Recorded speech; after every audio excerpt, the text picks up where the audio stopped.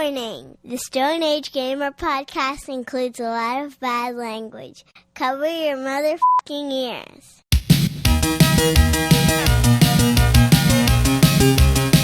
Good evening and welcome to the Stone Age Gamer Podcast. I'm Kris Randazzo and joining me tonight is JGL's biggest D, Dan Ryan. Hi, everybody. He's lint rolling. I'm trying don't to. mind him. I'm trying to. Hold on. It was very unprofessional for our first official video podcast, Kris. Hold on. Welcome. There we go. Welcome, everybody, Okay. to Dan, to our 600th episode of the Stone Age Gamer Podcast. And the first episode we are doing with video. Yes, for our YouTube audience, you can now look at our beautiful bearded faces in real time. Why would anyone want to do that? I guess we'll find out. As for the subject of today's episode, it's time for the Golden Caveman Awards. Which games were the best of the best in 2025? Beware the terror of the Homeowners Association, because the Stone Age Gamer Podcast starts now.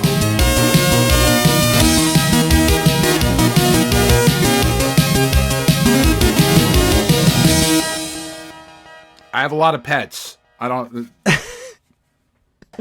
Hey, everyone. This is episode 600. It is the week of January 9th, 2026, and welcome. For anyone new here, this is the official podcast of StoneAgeGamer.com. Dan and I talk every week about what's happening in the world of video games from a retro gamer's perspective, as well as whatever the heck else is going on in our lives. And speaking of which, Dan, how you doing? How was your New Year's? I mean, we stayed up and watched the ball drop. So, you know, like that was a thing we did. It's so much different when you're like in your 40s as opposed to like at least when I was a teenager, it was like out and at parties and doing shit that I absolutely shouldn't have been doing. And now it's like, yeah, okay, the ball dropped. Okay, we're going to go back and watch some more Sherlock, because why not? Like, it's just not a thing. And my kids did not fucking care at all. They're like, yay, cool. Yeah, Ellie had a sleepover at her friend's house. John, we all played games together. I'll talk about more about that in the checkpoint a little bit later. But we had a lot of fun playing some video games together. And then John was just like, I'm gonna go to my room for a while. And so Karen and I were just like, do you think I'll be up there for 2 hours? Let's watch the Stranger Things finale. So we did. And I have thoughts on that as well, but we can talk about that more in the checkpoint. We can't. I haven't watched any of it yet. We finished Pluribus. We're going to start Stranger Things tomorrow. Yeah, I'm not going to give any kind of spoilery thoughts. It's more of a structural thought that I'd like you to look out for and let me know what you think of it. Okay. I'm excited. I was great. I was thrilled. Loved the season. Loved the ending. And I'll talk more about that later. Yeah, no, we had a good time. I didn't really sleep as much as I should have. I'm pretty freaking tired. I wanted to get myself a little bit of a nap today, but that did not happen. I was just kind of relaxing, doing a few little chores, little things here and there, and we're recording a day early because I'm going up to my in-laws for the weekend. I played a bunch of Metroid. Again, I'll talk more about that later too. Yeah. So I don't know. I mean, I spent the whole day cleaning. This is as good as it got. And this is a fucking disaster. But like, you know, as I showed you earlier, I will get out of the way. Oh God, he fell over. Oh no, poor Mega Man. I at least have Mega Man and Shumagoroth ready go. to go. So, you know. Yeah, sorry, so I guess Gargantos. Gargantos. For our listeners who haven't really seen our workspaces, that's the Memorial Annex right there, the Jose Canseco Memorial Annex, and this is my basement in its current iteration, which looks a bit different than it did in the last video tour thing that I did. But it's all here. Got a little X-Men poster back there, and there's the arcade cabinet that you folks built for me. That's a couch. There's a dog on it, but you can't see him. There's a pack phone right back there. That's the Pac-Man pack phone. There's Rob the Robot, and I got Asteroids playing on the TV. I felt like there needed to be something on the TV. There's a big blank screen behind me, so I thought there should be something there. So I'm just gonna put random. And it definitely shouldn't be porn. Not that kind of podcast. Not till episode 700. We don't want to get demonetized on the first episode. Right, yeah, not yet. We got to rake in all that fat cash. That's right. We don't want to piss the sponsors off. Thanks, Simply Safe. I don't know. Well, I guess we should probably get started. Yeah, sure. ExpressVPN. Oh. I forgot Thanks who was for paying the sponsoring bills us this time. It's Squarespace. Oh, God. Anyways, so it is the first, I guess, official episode of the new year. We were technically a New Year's episode last week, but Dan and I were still in 2025. Now we're both in 2026, and it is time for the 11th Annual Golden Caveman Awards. We've been doing this nonsense for 11 years, and this is where we're going to give out our Game of the Year stuff. So we kind of standardized a bit this year, instead of going through our usual nonsense of, well, here's just a bunch of random categories. We did a bunch of bullshit. Yeah. We did kind of put things together in a decent stack, and I think, do you want to just kind of go from bottom to top? Because, like, obviously we're not going to start with overall. No, I think that's the way to do it. Start with the unfortunate caveman, and then kind of work up from there. Work our way up. All right. This was kind of tough. I had a weird year for video games. In some of these categories, I kind of didn't really have anything super amazing to put in them. Although now I'm rethinking something. I think you should go first. I think you should kick us off. Or do you think I should go first? What do you think? I'll go first. Okay, have at it. While I'm looking up something.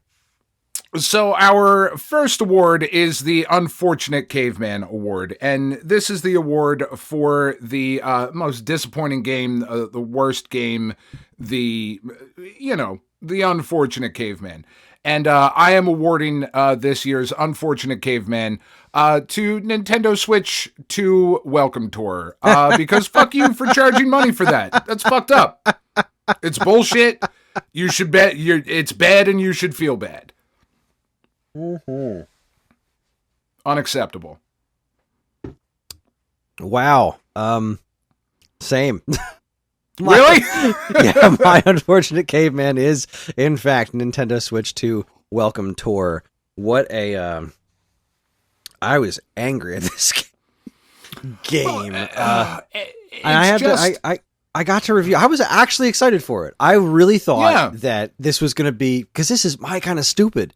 And it came so close to being like kind of cool a handful of times. It really it got right there, and it just the character designs were dumb and bland. Some of the writing was genuinely funny. Some of the questions that they asked were neat. Some of the information was super cool, but it's the instruction manual. It's the coolest instruction manual you've ever played, except. Why are you charging money for it? Why is it $10? But everything, it should have been packed in. At the very least, it should have been for free to anybody that had an NSO subscription. The fact that it wasn't is just so grimy, and Nintendo has definitely been a bit grimier this year than they have in previous years. Like, they've always had their thing about valuing their properties and whatnot, never really dropping prices. But man, this year they really towed the line a couple of times, and this Nintendo Switch 2 Welcome Tour was one of those things that just rubbed me the wrong way. It's just not okay. Like, it's certainly not okay at $10, like $10 for that. Are you seriously? $2.99 tops would have been semi acceptable, right? Because they did put effort into it. But come on, like. This shows everyone how cool your system is. This shows you all the cool things your system can do.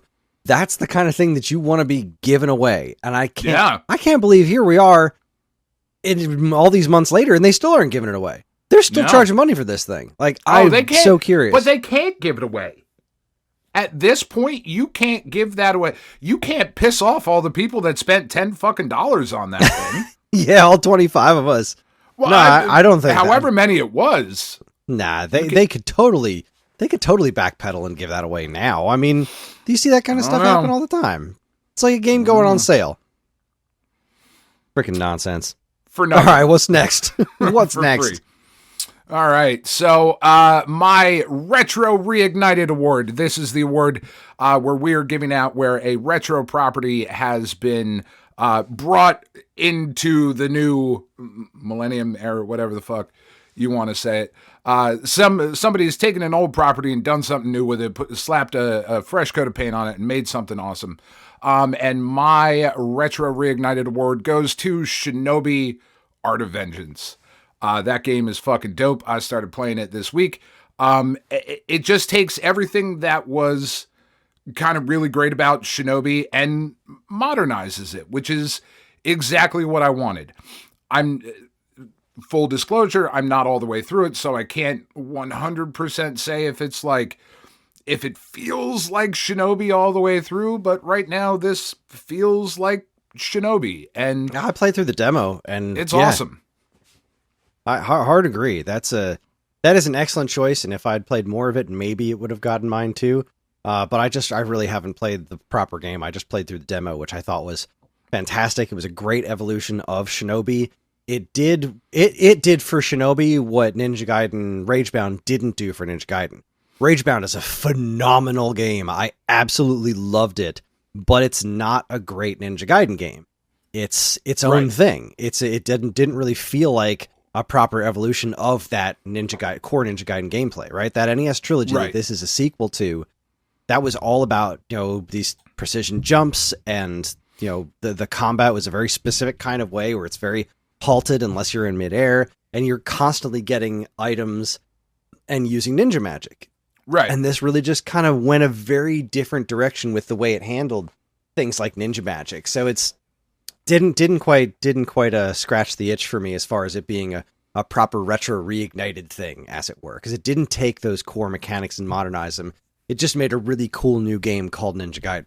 But that said, this wasn't Ninja Gaiden 4. Yeah, this wasn't Ninja Gaiden 4. This is an actual Ninja Gaiden. This is an actual side story for Ninja Gaiden, which is very cool. Love that game. Love it to bitty bits.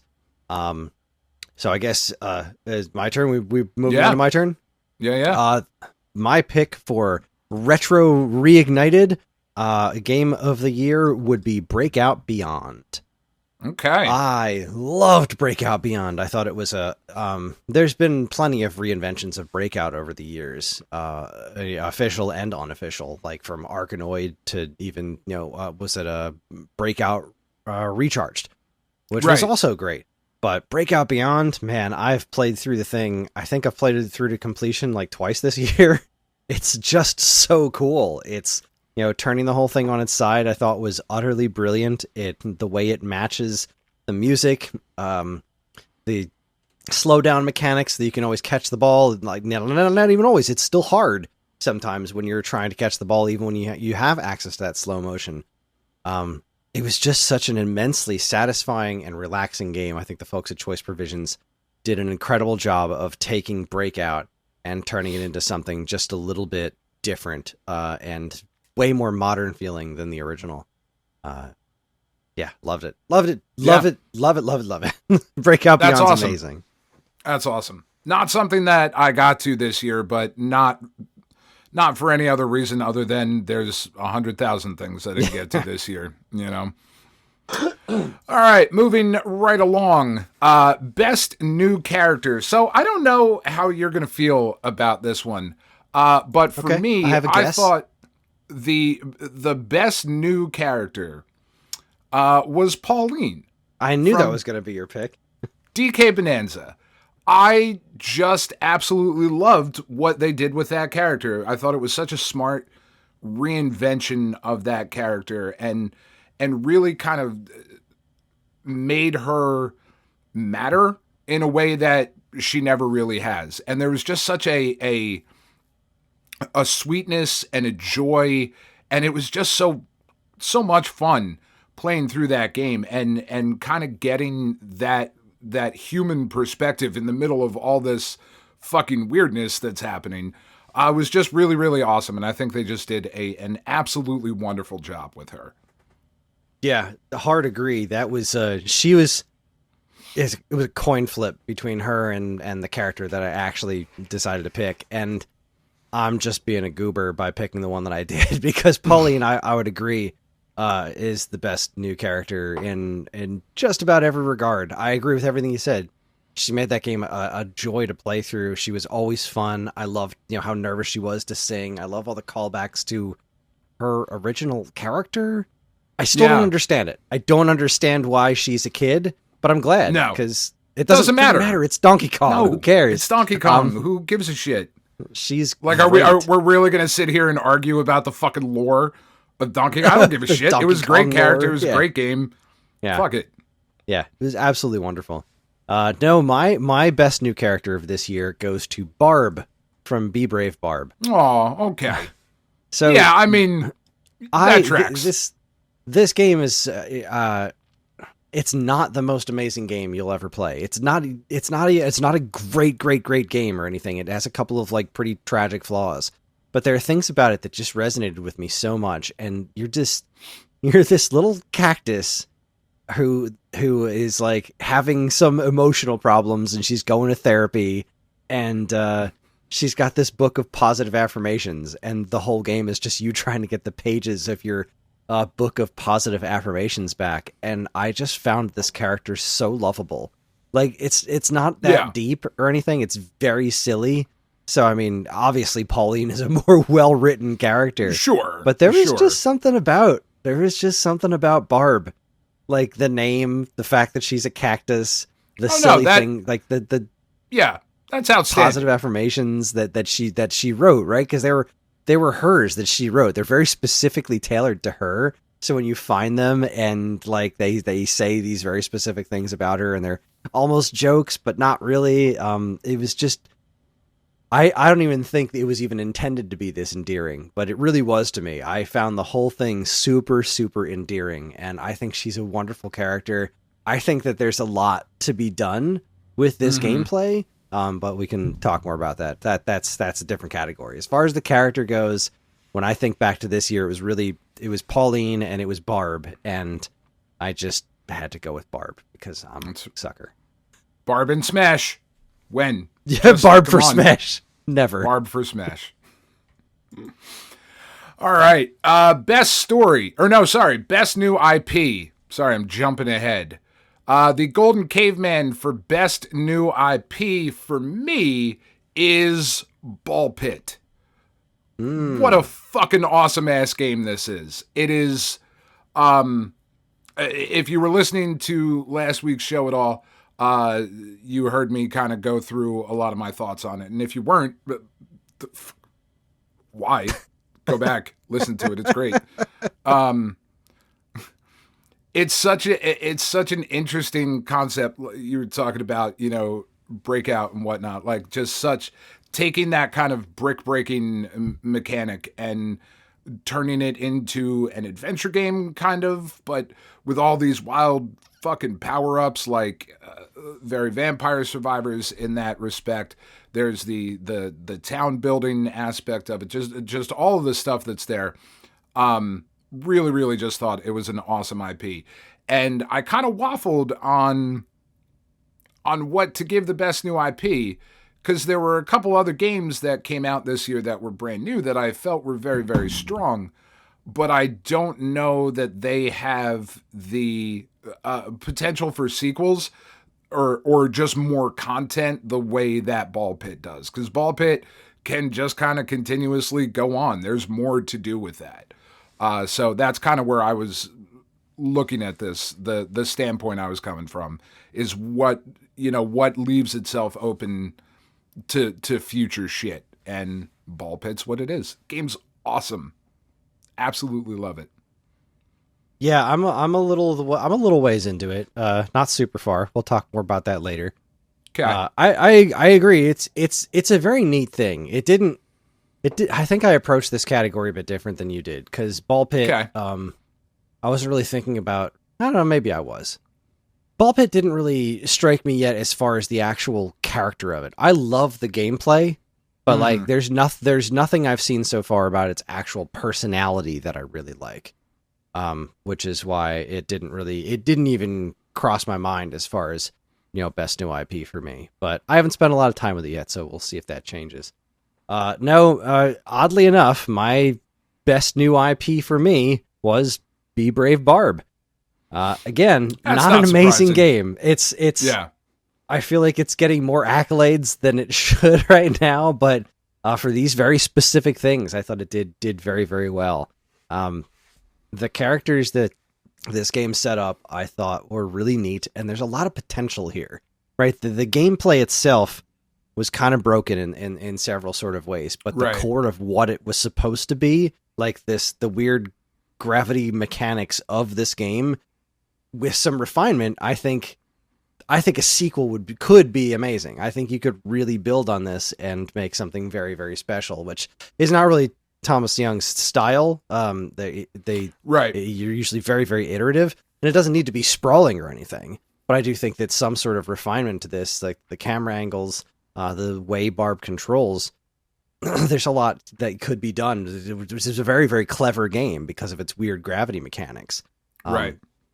And its worlds are super bright. The music was incredible. The character designs are all great. The story's funny. The weird cat cloud thing that stole your positive affirmations.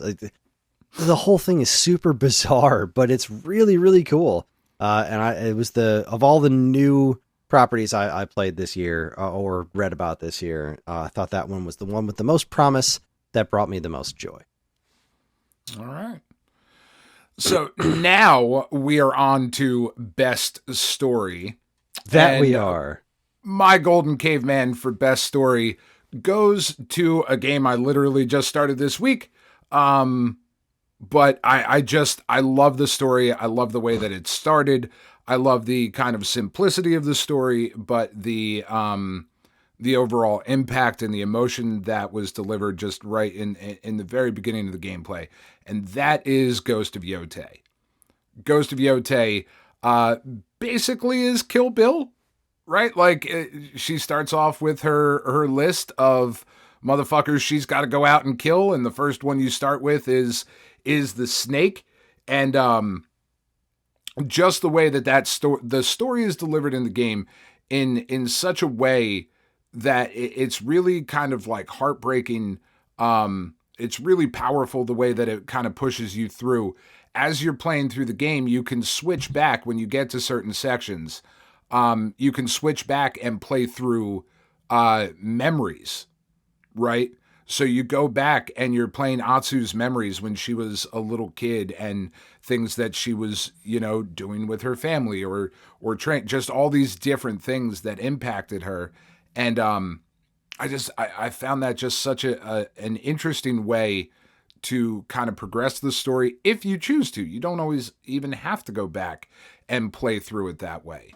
But they kind of hit you with it right away. You're like, the game dumps you right into the middle of her family just getting fucking slaughtered, and it's brutal and it's awful and it's super emotional and all of that. And then it kind of pushes forward a little bit, and she is on her way back. She is on that bloody, rampage of revenge, and she roared and she rampaged and whatever the fuck Uma Thurman says in Kill Bill. It's a basic story. It's a simple story. But I just thought it was just so incredibly well done, that it gets the award. Nice. I didn't really play. Sorry if I'm looking down from the camera right now. I'm gambling. Yes, how dare you? Eyes are up here, Kris. Yeah, well, money's down here. So. Yeah, it is. Yeah, it is. I didn't play much in terms of games with like extraordinary stories. Yeah. I rather enjoyed the story of Donkey Kong Bonanza, but I wouldn't call it high art. It was just Fair. told very well. You know what I mean? Yeah, Like it was absolutely was. So really for best story for me, like Ninja Gaiden Ragebound, the story was fine. I gave it to Silksong because Silksong's got incredible lore. I didn't get very far into the game, so I'm just assuming it's got a really good story at this point. Because I didn't do much when I look through my list of games that had an incredible story. But so that is one way of looking at it. Another way of looking at it, which I would like to, let me see if you'll permit this. Best story, I would like to nominate Mortal Kombat Legacy Collection. Yeah, absolutely. Not because of the Mortal Kombat story, but the literal story, the documentary content that is the game. I thought that was the coolest story that I experienced this year in a video game, was Mortal Kombat Legacy Collection, the documentary content. All right, so you'll allow it? Of course. In that case, that gets my vote. I am a benevolent ruler, apparently. You are indeed. Sure. You know how to handle the JGLD. You know it's cooking. You know what's up. Certainly do. In that case, the story of Mortal Kombat was really, really interesting. And it was very well told, at least the first 3 chapters of this the Legacy Collection. I really love the way Digital Eclipse handles these things. And getting to actually see like the actors performing the moves like behind the scenes, and the way these things came together, the story of why certain decisions were made at certain times, and how these games caught on in popularity, how they were developed, how this team got put together in the first place, this tiny team that made the original Mortal Kombat. I thought it was a really fun story. I also really liked the Namco Legendary Atari 50 thing, but that was also very short, and Mortal Kombat really just has that beat on content overall. So yeah, there you go. That's my vote for best story. Mortal Kombat Legacy Collection. That is the game. That is the gameplay of the Mortal Kombat at least Legacy part Collection. of it. Yeah, at least part of it. Yeah. Because, Mortal Kombat's obviously the gameplay. Yeah. And Mortal Kombat's awesome. Sure. All right, so going on to the next Golden Caveman here, which would be the most interesting mechanic of the year. And I have a tie. No, not really a tie. It's just the same game, but for 2 different things. It would be the just destroy everything digging mechanic in Donkey Kong Bonanza, and also the Bonanza transformations. I thought they were just so absolutely wonderful. So most interesting mechanic would be, I guess, the new way you play through DK Bonanza. Absolutely just so much goddamn fun. I know destroying a destructible environment is not adding a spoke to the wheel, right? That is something that has been done hundreds, if not thousands of times before. But fuck, was it the most fun in DK Bonanza. I can honestly say I have never had add using hand gestures. I can use hand gestures. No, I don't want to use hand gestures. You can. That's like if you give like the thumbs up, it'll like shoot. Well, that's hold on. No, when I'm not doing it. I saw you do there that. It is. Yeah. Even with Turn my fucking reactions wonky to thumb. express. Yeah, no, I'm turning that off. I don't want nothing to do with that. Did the heart? No, What if we do that? I don't. I very, very much agree with your Donkey Kong situation, and that is also my pick. Is specifically the terrain deformation in Donkey Kong Bonanza. It was. Yeah. I've seen terrain deformation before, but never as fun as this. Like it was just a blast. Yeah. It was handled so incredibly well, and the way it I had such a fun experience with this one that I said it on the show before. It really called back to the first time playing through Metroid Prime. Because Metroid Prime was the first 3D Metroid game, and I remember playing Donkey Kong 64 back when it came out, and nothing about that felt like 3D Donkey Kong. It felt like its own separate entity, but it didn't feel like I was playing a Donkey Kong Country game in 3D. This one didn't start off that way, but at a certain point while I was playing the game, I had that Metroid Prime moment where I was like, I played a couple hours of Metroid Prime, and then I'm looking at the map trying to plan out where I'm going to go and figure out what I'm doing. I'm like, holy shit, I'm playing Metroid. It just snapped with me like, wait, this seems so different on the surface, right? Because the things you're doing are intrinsically different. Like the jumping is not the same in Prime at all as it is in the 2D Metroid games. So it was intrinsically different, but then what the core of what actually made Metroid, that was actually still there in full force. And that's what happened with me in Donkey Kong Country. You're not riding animals on anymore, but you're turning into them. So that's basically the same thing. Yeah. And you're still running around areas and bopping bad guys, looking for bonus levels and collecting bananas. That is the core of what Donkey Kong Country is. You go through stages, you jump on things, you bop bad guys, you find bonus levels. That's all there in Bonanza. It's just also got this wacky terrain deformation thing going on, and it works brilliantly in 3D. The game's genius, and it's great. The smashing through everything, couldn't have been happier with it. It was a marvelous mechanic. Well done, Nintendo. Well played, Nintendo. Good job. All right, our next Golden Caveman is for the best visuals of the year, and I gotta be honest, this one wasn't even really close. It is Death Stranding 2 on the beach. That is just the most gorgeous game I've ever played. It's absolutely fucking stunning. All of the weirdness, all of the nonsense, all of the just crazy shit that happens in that game is just beautifully rendered. In that, I think it's the Decima engine, I think is what Kojima Productions uses. We can get rid of Unreal. Like, we can be done with that, and we can just use this. It's just, what a fucking stunning game. And all of the differences. Did I just turn... Oh, I just turned the tracking back. I did. How did I even do that? I didn't even have my fucking hand up. Anyway, you did. You were talking with your hand. You did this. I did. I did the fucking thing. Anyway, I will sit on them so that I don't, and then it'll be awkward for everybody. Yeah, everything in that game just looks fucking incredible. From the snow-capped mountains to the crazy fucking tar pits to the deserts to just it's fucking stunning. It's absolutely gorgeous. I will take your word for it. I could not be less interested in Death Stranding. No, it is definitely not for you. Especially definitely not. Death Stranding on the beach just makes me think you've got a PlayStation Portal in your hand and you're playing Death Stranding on the beach, but yes. Yeah, okay. I could now. I might. You could. I think you should play Death Stranding 2 on the beach on the beach.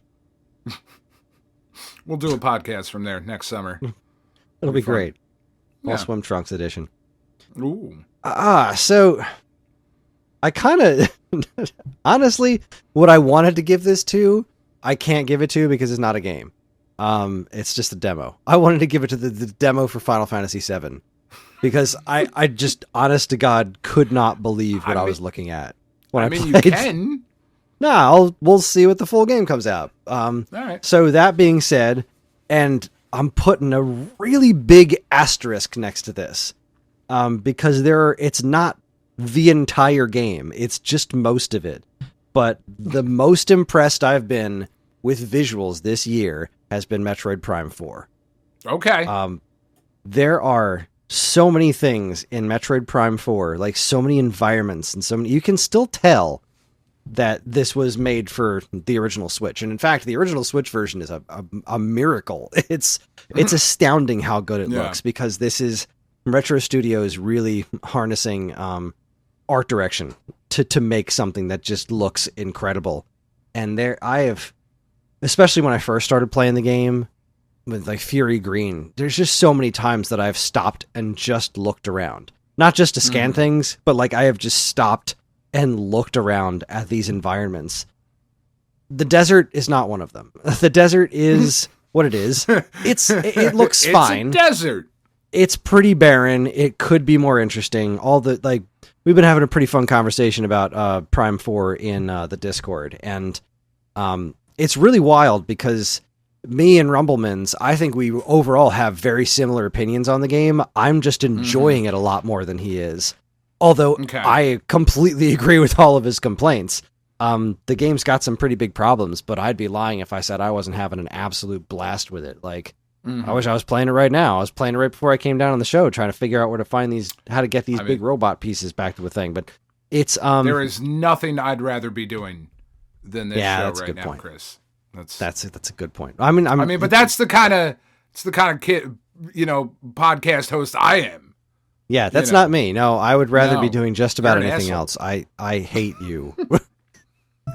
It's fair. You know, amusingly enough, that's actually how we met. Was I had determined that he was my arch nemesis when we first met. Mm-hmm. That went on for like a couple of years, I think. Until I finally succumbed to the love, and nothing I hard can not do to. about it now. But yeah, the love and there's the hand jobs. They really. they go hand in hand. Metroid Prime 4 is a beautiful game. In so many places, it is so fascinatingly well drawn. I love Samus's new suit; looks incredible. Viola, the motorcycle, looks incredible. There are definitely moments where it's like, well, all right, the geometry on this could definitely be better. The texture on that could have been better when you get like close-ups of things. But even the NPCs that everybody seems to hate, their faces are like wild. They look really good, and it's really nice to see that hyper-realistic look, as opposed to like, because the original Metroid Prime went for realistic humans, and then like Prime 2, I think, was when they made her look a bit more anime style when she took off her helmet at the end, just to kind of match Zero Mission, I guess. I don't know, it was weird, but these characters all look great. This game looks just breathtaking in so many instances, so it definitely gets my visual award for the year. Yeah, I'm very much looking forward to starting it. I just have a lot on the plate currently, which we'll talk about in a little bit. All right, next up, I'm really curious as to where you're going to go with this one. Our next Golden Caveman is for our soundtrack of the year, and for me, again, this wasn't even close. It's South of Midnight. Just not even fucking close. The songs in that game are so incredible, and the way that they are used to push the story forward, and just some of them are quite silly because they're a bit on the nose. They're like, there he is, he's right there, oh shit, watch out, like that kind of thing. Like it's like, all right, that was maybe a little bit on the nose, but for the most part, there are these really cool songs that are just done incredibly well, and they add so much depth to the gameplay, to the story. It's a beautiful game, and what's really cool about the music is that it's just so varied. It's pulling from that kind of Americana South folklore, New Orleans, and all of the different influences that you would imagine would be in a game, drawing inspiration from that. You get that in this soundtrack. It is fucking astonishing. Absolutely loved it. Good word. I like being astonished. Oh, okay. Well, that's cool. I did not play South of Midnight, so I don't really have much of a frame of reference there, but I'm in a similar boat where it was not even a contest for me. It wasn't even close. My soundtrack of the year is Mario Kart World. Just, it's so good. And there's so much of it. It is, it is a massive, massive soundtrack that spans a handful of great new songs and just this wild history, for Mario games' entire history. Weird Mario Paint, Dr. Mario, like the Mario Lands, the mainline Mario games, every Mario Kart. There's wonderful, wild reimaginings of songs from the entire Mario history, plus new ones, and it's outstanding. I have many times just put the game on the title screen or whatever, and just plugged it into my stereo system and just let it play, because it's just like, here's this really cool Mario jazz radio station. It's just fantastic. I almost couldn't be happier with it. It's much like everything else about Mario Kart World. Sometimes you run into a little bit of Mario Kart 8 may have done this particular track better, but there's also it's different. It's a very different approach to some of the songs, like N64 Rainbow Road, the Super Nintendo Koopa Beach song sounds so good, and it's in a totally different style than I ever would have imagined that song. It is so brilliant, top to bottom, and it is like it's seriously a couple hundred tracks, like no exaggeration. It's a lot. It is a massive soundtrack. Yeah. They went so hard and so overboard on that soundtrack, and I couldn't be happier. It's amazing. Yeah, worth the price of awesome. admission, as high as it is. It's pretty fucking high. All right, It's a spicy let's meatball. see.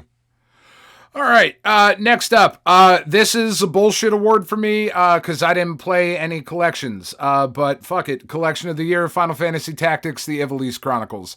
I am confident that if I had played a collection, Is it a collection? I thought it was just Final Fantasy Tactics.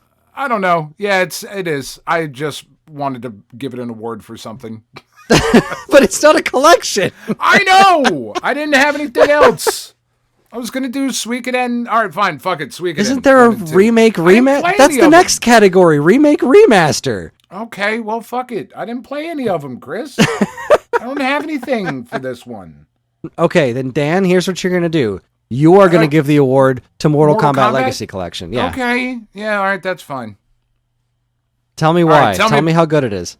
Because it's so fucking good. It's like the history of Mortal Kombat. And they're like, hey, here's the thing. And there's the guy and the toasty. And then the fucking shit. And then the get over here. And then like John Tobias, right? Tell me about John Tobias. And Ed Boon? Is Tobias even one of the people? He is, right? Yep. Yeah. Okay. You got it. You nailed the it. Cybot in Noob Cybot. Yeah, no, it's fucking incredible. What Digital Eclipse has done, simply stunning. I don't have to tell you. No, you know you all don't. about it. No, you know. I do. You know about it. Well, see, I'm going to disagree with you there because Yeah, I had nothing for this. it really was my pick. Yeah. But I really kind of waffled back and forth on it because it doesn't stick the landing. Like, it falls apart at the end as far as like the documentary content, and It's not Bubsy. it's no Bubsy collection, but then again, I swear what to is? God, that better not be your award because I'm out. It's We're done. not. It's definitely Okay. not my award because it is not a perfect collection. It's missing Super Bubsy, and therefore it is by definition not perfect. Yeah. No. So I'm actually going to go ahead and give this to the Atari 50 Namco, whatever the hell it's called. The Jeez, why DLC can't- for... Yeah. Yeah, I'm going to give it to the Namco DLC in Atari 50. I was going to give it to Mortal Kombat, but the Namco Legendary Collection. Again, because this is a really important thing that I think happened. Pac-Man not being in Atari 50 was one of its biggest problems. And it was one that I completely understood because it's a whole different set of rights to get Pac-Man. But as not great as the Atari 2600 Pac-Man is, it is an extremely important piece of Atari's history. So to not have it in the collection in the first place was really, really disappointing to me. It was. This collection It now, just felt really weird that it wasn't there. It's the same thing as Space Invaders. Space Invaders was an absolutely monumental piece of Atari history. Space Invaders, Defender, Pac-Man, E.T. Like, these are all things that need to be a part of this history, but for obvious reasons, you can't put them into a product that you're going to be selling without paying the right people. And I get it. It's unfortunate, but this is the reality of our system. But now we get this DLC pack that's got great stuff like Xevious and Dig Dug, and obviously Pac-Man, and it's missing Ms. Pac-Man and Junior Pac-Man because Namco's rights to those games are super in question, which is really, really freaking weird. Really weird, yeah. But again, it's the reality of things. But this is such a huge step in the right direction, as far as at least giving us the one major big piece of it, that Atari 2600 Pac-Man, which is so important to the history of the games industry, to Atari's history, and the story that was brought along with it. The documentary content was utterly fascinating, as always. And this Mortal Kombat Legacy Collection is not part of the Gold Master series. This is, and you can kind of tell the difference there in the way that it's been approached, because the trouble with the Mortal Kombat Legacy Collection, I think, came down to it smelled like meddling to me. It smelled like this is You never want to smell like meth. No, you definitely Ever. don't. This is a mandate. This is what this is supposed to be according to Warner Brothers, and this is how soon this game needs to come out, et cetera, et cetera. That's kind of what that smelled like to me. Well, I mean, thankfully, Netflix doesn't give a shit. So yeah, no, they couldn't care less. Yeah, that'd be great. But all their Gold Master Series stuff is very thorough and really goes the extra mile to make sure that they're telling the real stories, for good and bad. And this was very much that. It touched on all kinds of stuff, like, you know, the fact that you hear these songs in various TV shows, like the sound effects in various TV shows, the weird status of like how Atari kind of got Namco into video games in the first place. It was so well done. It's very small, but it packs a huge punch. That's awesome. One of these days, I will get around to this Atari 50 thing. You really should. I should. I feel like I would enjoy it, but you know, with all the free time I don't have. Hold on a moment. My mom is calling. Oh. Now you have some editing you have to do for the video. I'm not going to edit that out. Why not? I mean, I am. Yeah, I know. I was going to say. I know exactly what I'll do, too. I'll do one of those cool, like, flipped things. It'll be like... Yeah. What the hell are we talking about? We're on to our next award, Kris. Next category. Next category, remake / remaster of the year. To the surprise of absolutely no one, my Golden Caveman goes to Metal Gear Solid Delta. Holy fucking shit, that game. Jesus Christ. I mean, just well done. More of that, please. More of that with Metal Gear Solid, Twin Snakes, whatever the fuck. I don't care which one you do. But more of that. It was just such a well done, smart update to a masterpiece of a game. Visually, it's fucking stunning. Just an absolute. That is the way that you should do a remake, right? If you're gonna remake / remaster something, especially a beloved title, that Metal Gear Solid Delta is exactly the way that you should be doing it. Such a brilliant fucking game. Absolutely loved it. I didn't, because I didn't play it. But no, that doesn't surprise me in the least. Yeah, no, I've heard that. I've heard it's a pretty solid remake. Well done. Thanks. I'll be here all week. Okay. This one I really struggled with too, because I didn't play much in terms of remakes this year. I kept looking through, like I kept thinking I was forgetting something. But I wasn't. I didn't play a lot of remakes. So I decided to go with The Legend of Zelda Breath of the Wild Nintendo Switch 2 Edition. Because I did put a handful of hours into that, and I do think that's a bit more than just the game running on Switch 2. It's so pretty. It's so much prettier than it used to be. I think I put like 3 or 4 hours into it before I had to play, new games than replaying Breath of the Wild.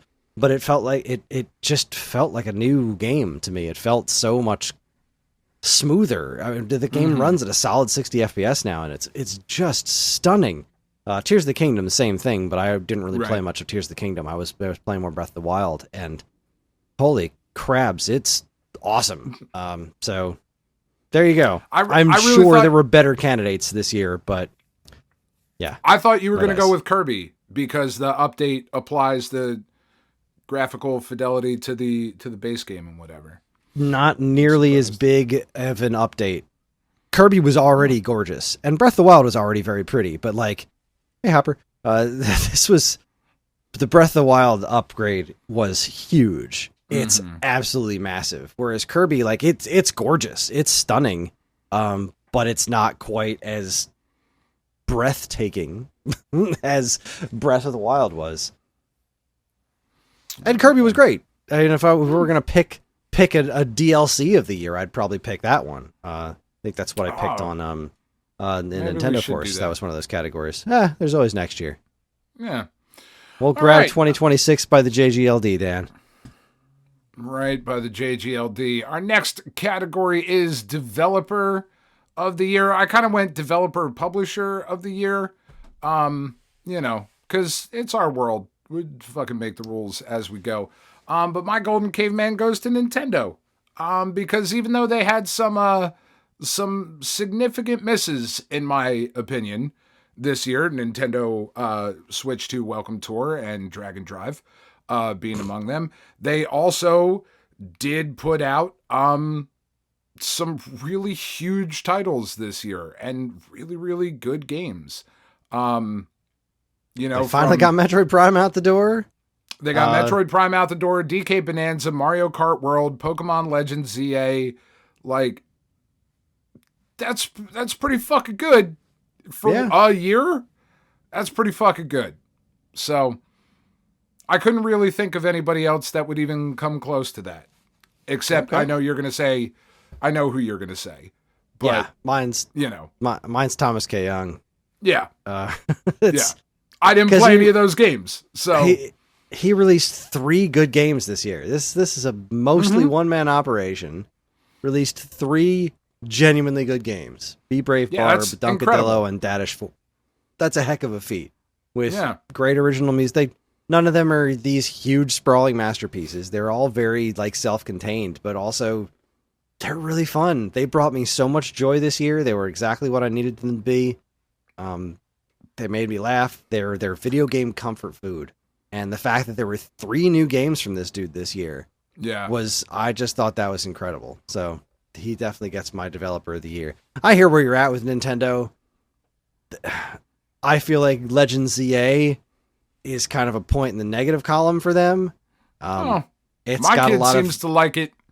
My kid likes it too, but also when you consider that the Pokemon Company is one of the richest things on the planet and how little effort was put into making this game really anything special, like it's got some neat mechanics, it's got some neat evolutions, it's tickling the Pokemon vibe, but it could be so much more, and it should be so much more. It probably for could the be. For the price, and then you tack on the extra $30 for the DLC for the price. Are you kidding me with this nonsense? Then you've got Mario Party Jamboree plus Super Mario Party Jamboree TV or whatever, which the graphical upgrade only applies to the DLC, not the main game. Yeah, that's kind of bullshit. Excuse the shit out of me. And then what was up with the DK Bonanza DLC? Like, no. Also shit. Yeah. Also, this is not worth the money. It's I neat, agree. but you got to do better than that.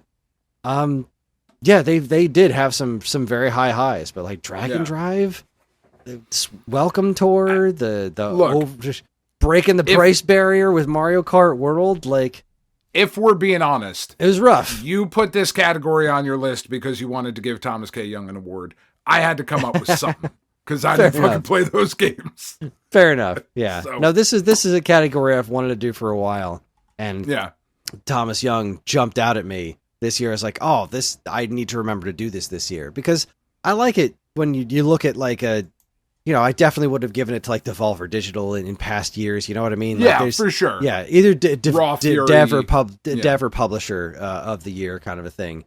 Because sometimes you just get years where somebody does a bunch of really incredible stuff. Like Digital Eclipse had a pretty solid year. I think that Power Rangers game was not as good as a lot of people were hoping, but between the Namco DLC and Mortal Kombat Collection, like.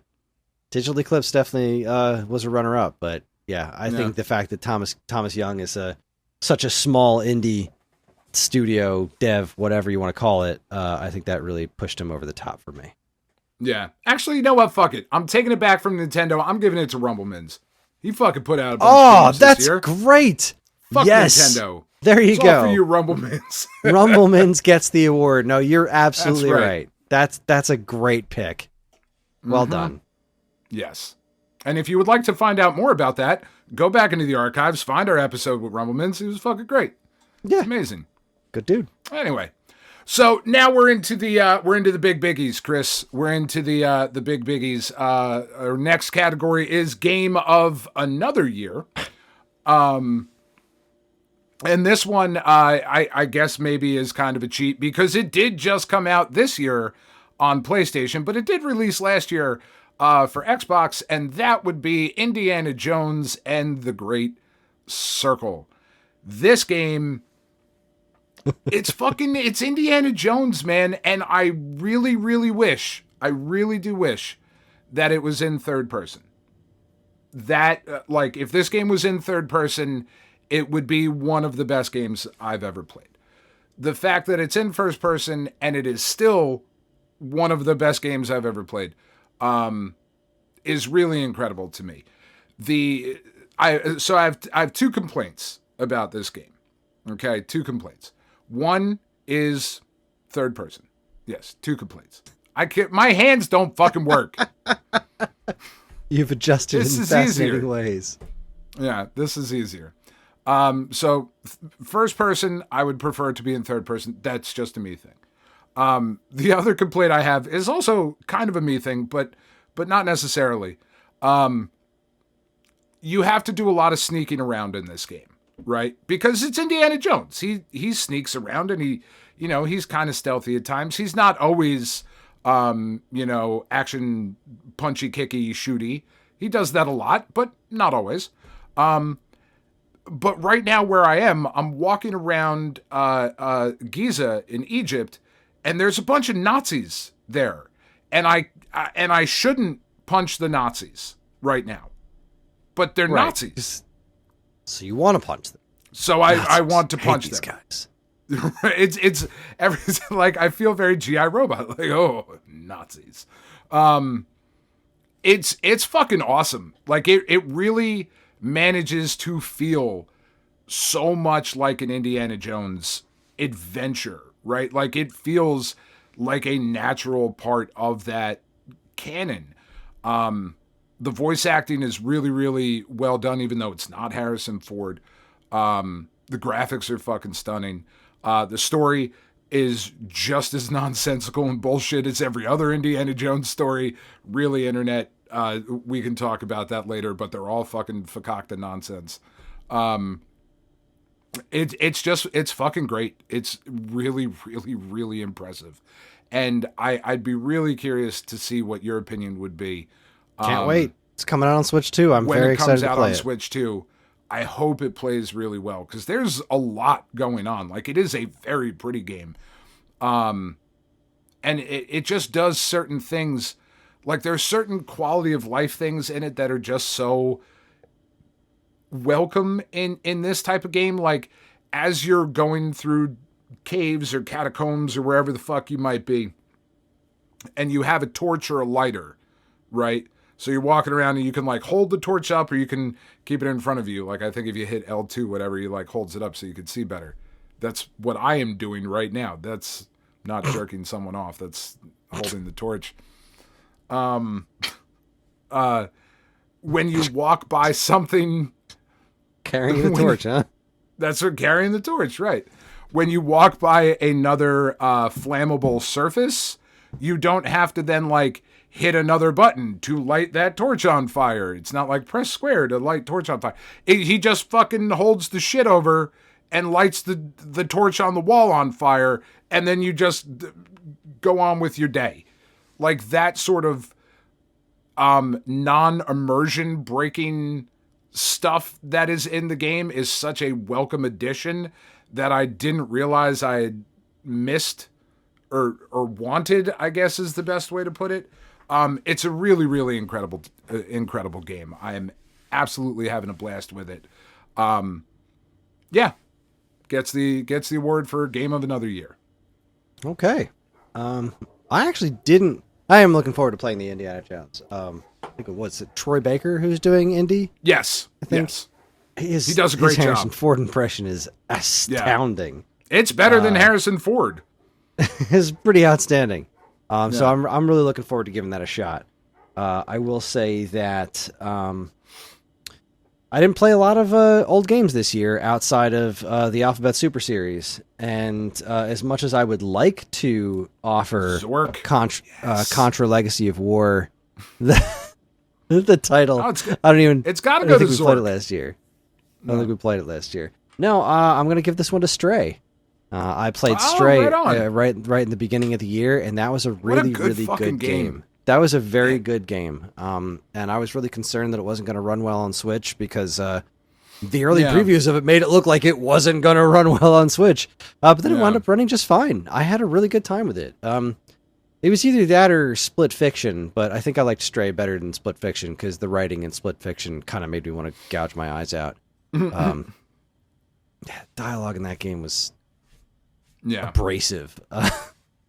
For all the issues I have with the dialogue in Prime 4, which aren't that many, they really don't bother me. But God, there was so many times the conversations that were being had in Split Fiction really just made me cringe, for lack of a better word. Stray, on the other hand, was really freaking cool. That was a really cool game. It's such a good game. It's not the best game ever made. It's definitely it's just a really solid, really well executed idea. Yeah, I highly recommend it. It was an experience that was well worth having, and I'm glad I played through it.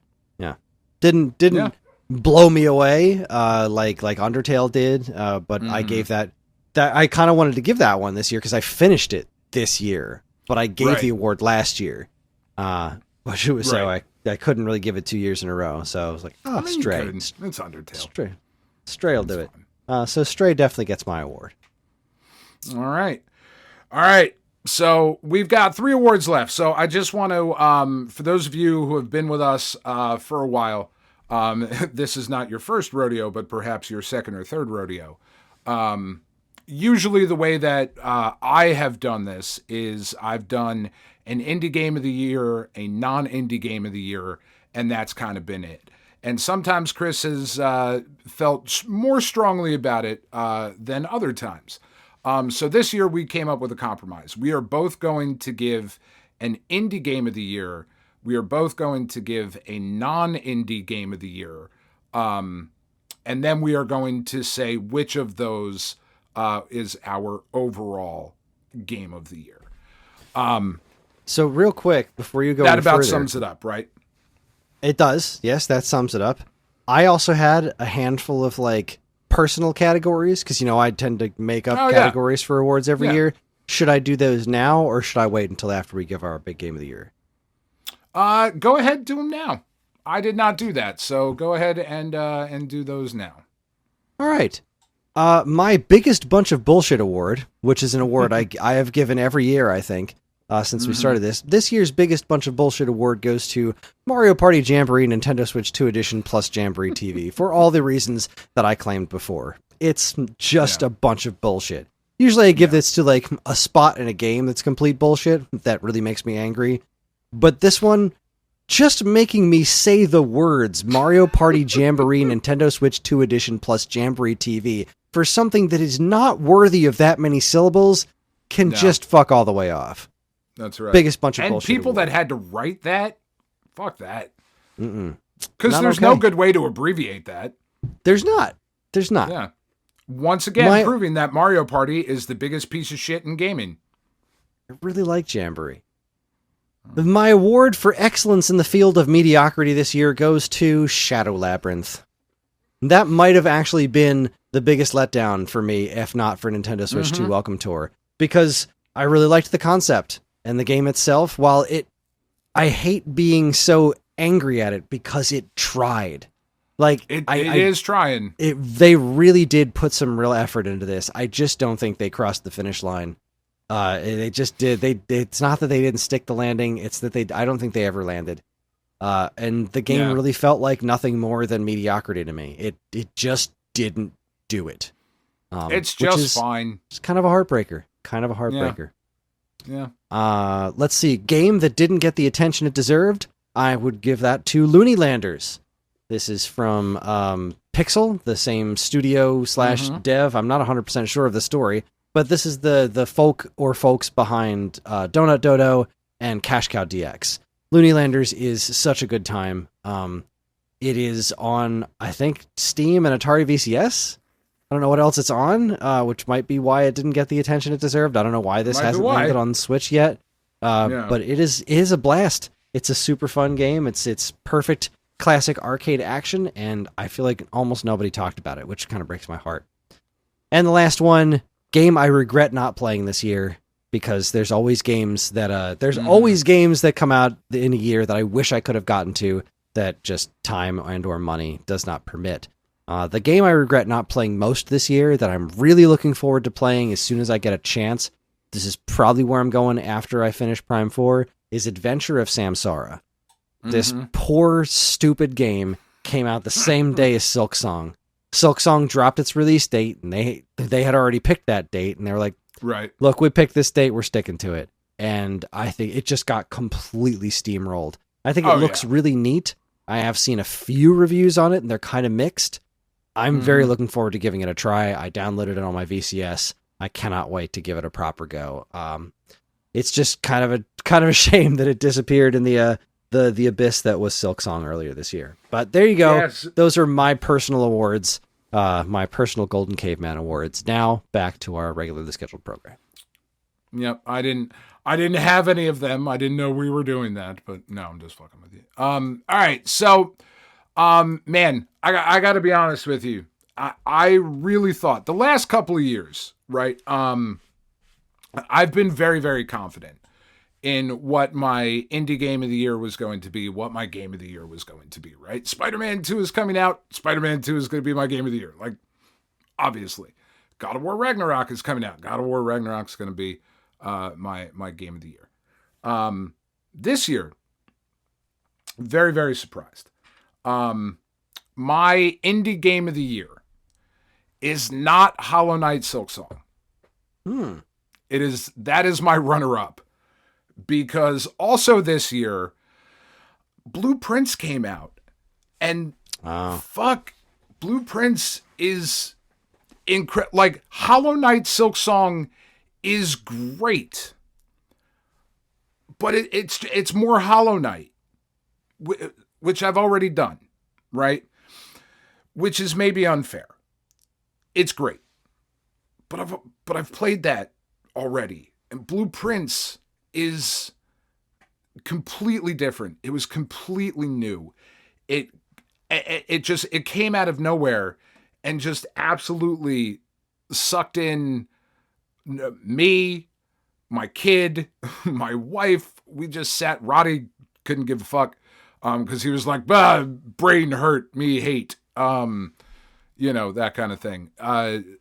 We absolutely fell madly in love with this game and the puzzles and the mechanics and the challenge and the lore, and just there's always something new to discover, and so many months into the release of this game, and people are still finding new shit and still finding new puzzles, and the developers have said, like, we're never going to tell you when you find everything, but you have definitely not found everything yet, and there's still so much more to uncover with this game. It's just absolutely brilliant. I was completely blown away by this game, and I just, it's one of the first things that I did on the PlayStation Portal when I got that for Christmas last week. Like, first thing I did was play Ridge Racer, because it's a new PlayStation system, so you have to play Ridge Racer. But then I fired up Blue Prince, because I was like, fuck it, this is like the perfect way. This is the perfect system to just jump into this. You know, we're watching TV, or Tiff's watching a murder podcast on YouTube or whatever the fuck. I'll just pick this up and do a run or two of Blue Prince. And, fuck, man, what a fucking game. Just absolutely incredible. Absolutely blew me away. Gorgeous graphics, sound design, outstanding. It is just amazing, and I hope everyone gets a chance to play it and get unbelievably frustrated by it and drawn into it and just falls madly in love with it the way that we did. All right. Yeah, I'm really hoping it shows up on a platform that I can play, because I don't have a Series X or PlayStation 5, so and there's no Mac reason, OS. Yeah, there is the Mac OS version. There's no reason it can't run on a Switch. Yeah, I have can't to assume it'll show up on Switch or Switch 2 at some point, but that's the world we live in. So that being said, mine goes to Silksong. it's outstanding. It's more Hollow Knight. It is. Hollow Knight is fantastic. It's extremely well put together. Again, I didn't get super far in it because it's just not where my head's at this year. It involves a lot of focus. And focus is not something I had a lot of in 2025 for various reasons. I do look forward to getting back to it at some point. But it really kind of knocked my socks off when I was playing it again. Just how much more alive it is than even the original Hollow Knight. You know, the attention to detail and the backgrounds and the wonderful animations and the weird bugs and the everything involved in it. It's just the music is stunning. Yeah, it's such a masterfully well done thing. Yeah, it's a 10 out of 10 game. It's beautiful. Yeah, like Silksong being your indie of the year is not a surprise. I think it's more of a surprise that it's not mine. You know, that is surprising. That something else came along that impressed you enough to be able to say that a Silksong wasn't your thing. Yeah, I mean, and like I said, it's a little bit more than just more Hollow Knight. Like there is more to it than that. That's a bit reductive, and I don't necessarily mean that. No, you do. You're a big asshole too. I get it. I am just fucking massive asshole. Yeah, it's brilliant. It's absolutely brilliant. All right. So non-indie game of the year. And I think you'll notice a theme here because my non-indie game of the year is not Death Stranding 2. Which I thought it was going to be at the start of this year because, like I said about Hollow Knight Silksong, there's more to it than that, but it's Death Stranding, but more and better. But on the beach. Right? It is also sand makes everything better. Ask Anakin. That's where I was going. And course.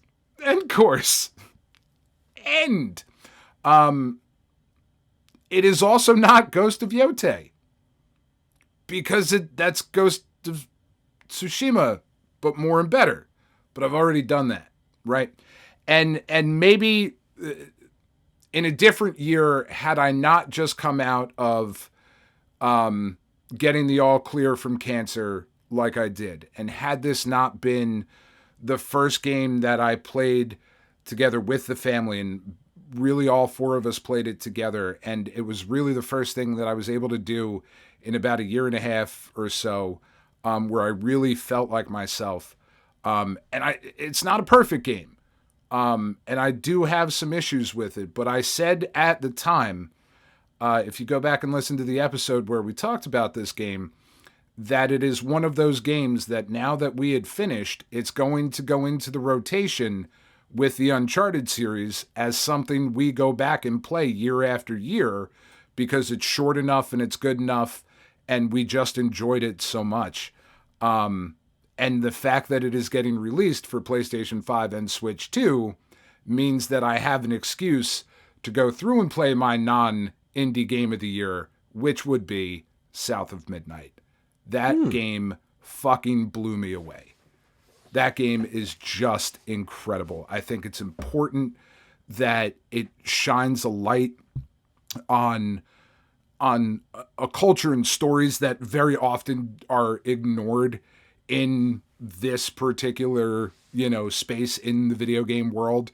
A young female black protagonist from the South is just not something that you see a lot because she's not a dude, bro. Like, it's just not a thing that you typically see. It's, and not trying to start a war and not saying that those things don't have their place because I love, Uncharted as much as the next guy and the Indiana Jones games and all of that shit.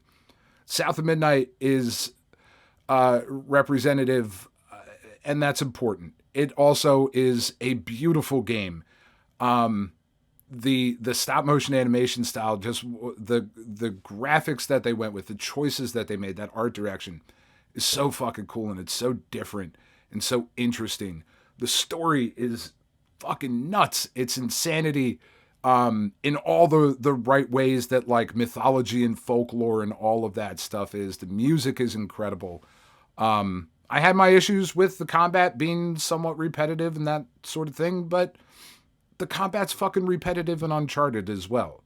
You know, and I fucking love those games. This just was a game that really hit for me at the right time. I think it's a wonderful game. I hope now that it's going to be on PlayStation and Switch that a lot more people give this game a shot. It is just fucking awesome. And it was my favorite game this year.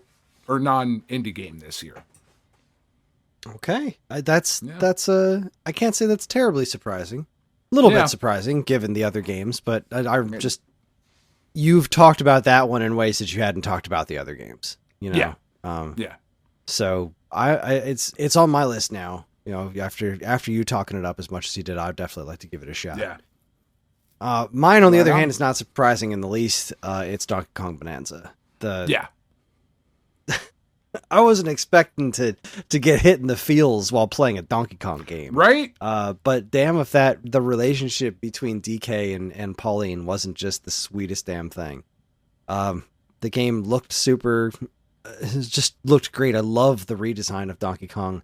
I think it's brilliant. I think it's so much better than the Rare one. I think it's a wonderful way of modernizing that character. I think the combination of DK and Pauline working together, the fact that the local multiplayer was not useless, the fact that there were so many different mechanics being thrown in throughout the course of the adventure, the fact that King K. Rool and the Kremlings came back. That entire end sequence, so good, is the King incredible. of Rot. Oh my god, that was so good. I did have my issues with it. It wasn't a perfect game. I do wish that there was more music in it. Because of a game that had such a strong focus on music, the fact that there wasn't more general stage music, the deeper you got into the game, the more it was just ambient sounds. And they were very good and they were very effective. But boy, if Donkey Kong Country is the music is such a big part of Donkey Kong Country. And anytime that you got those, the reprisals of older songs, like, oh my God, the Stickerbush Symphony stages, like, were amazing. The fact that you played that one retro stage just proved beyond a shadow of a doubt that this game's mechanics would also work just as well in 2 dimensions. Like, give me a whole 2D Donkey Kong game like this. And this isn't like a Mario Sunshine situation. That's the DLC I wanted. That's what I want. Yeah. I remember when Mario Sunshine came out, it was like, this is neat, but like, can I just have a whole game of these bonus levels? This was not like that. This was like, this is amazing. Can I have this too? Because that just worked. No, I was floored by this game in a way that I really wanted to be. Because again, Donkey Kong 64, I never even finished it. That game did not do it for me. I just don't like it very much. It doesn't play like Donkey Kong Country. It plays like Banjo. Generic 3D platformer. Yeah. It was very impressive in some ways, but it just wasn't for me. And I love Donkey Kong Country 1 and 2. I don't love 3, but I love Donkey Kong Country 1 and 2. And this one, DK Bonanza, just felt, it just scratched every itch that it's the game the Switch 2 should have launched with. I don't think there's any question in my mind. Yeah. Mario Kart World is phenomenal, but Bonanza was the big, adventure game, I think, that really should have kicked things off on this platform. And it came out a month later, so it's not like it was way off, but still. No, but still. It's a genuine masterpiece. I will go back and play it again. I still haven't gone back to 100% complete it, but I intend to at some point. Yeah. That doesn't mean I'm going to, because new games keep happening and I have to keep playing new games. There's a lot. Partially because of my job, but Bonanza. Phenomenal game. Love it with every fiber of my being. It's runner-up. Honest to goodness, runner-up for me in this category was Prime 4. Which is so weird to say because I admit that there are a lot of flaws with this game, but it is exactly what I need right now, because I was saying before about Silksong, like, I don't have that kind of focus, so the fact that this game isn't very exploratory is actually kind of working for me, which is weird. Yeah. Like, it's pretty freaking linear especially by Metroid standards. You're just like, all right, and go here. Okay, thanks, Miles. Like, there's so many points in the game where I'll just sit still and be like, Miles, where the hell do I go now? Like, I don't feel like figuring this out. Miles, tell me where to go. And I'm like, have you checked over in the ice belt? And then you go to the ice belt, and it's like, there are so many moments in Prime 4 that have just really blown me away. I put a bunch of them in the Discord. Don't read it. I don't want to spoil anything for you, but like, I'm not gonna. There was this one spot in the ice belt can't start because too many other things. Right. You see it in one of the trailers for a brief second where it's this snowstorm and you see Samus put her arm up like this. That sequence was so freaking good. It was relatively short, but it was one of those things where when it was finishing up, I was like, no, make the jump. Oh, like it was intense. It was gorgeous. It was wonderful. Like Prime 4 has got troubles for sure, but it also really knows how to hit the high notes when it needs to. Yeah. Brilliant game. But yeah, DK Bonanza. Yeah, that would have been my runner-up, would have been DK Bonanza. Which is even more surprising to me that like Ghost of Yotei and Death Stranding 2 and Silksong were not even in the top 2. Like, I enjoyed so many other things this year, and I'm so happy about that, you know? Like, I'm so pleasantly surprised by the fact that's wonderful when that happens. Yeah, like, you know, that I wasn't just like, oh, it's going to be fucking Wolverine, like, next year. You know, like, I'm pretty sure it's going to be Wolverine. But I'm hoping that there's a bunch of stuff that comes out that really blows me away. But that brings us to our final category, Kris, which is our overall game of the year. And for me, again, now it's not surprising. It's South of Midnight. As much as I loved Blueprints, and I really, really did. I like saying the name Blueprints. I like putting the different inflection on it, so sometimes it sounds like a prince who is blue, but also, you know, pieces of paper that you draw shit from. Absolutely phenomenal game. Love it to pieces. But that's not a game that's going to make the rotation the way that South of Midnight is.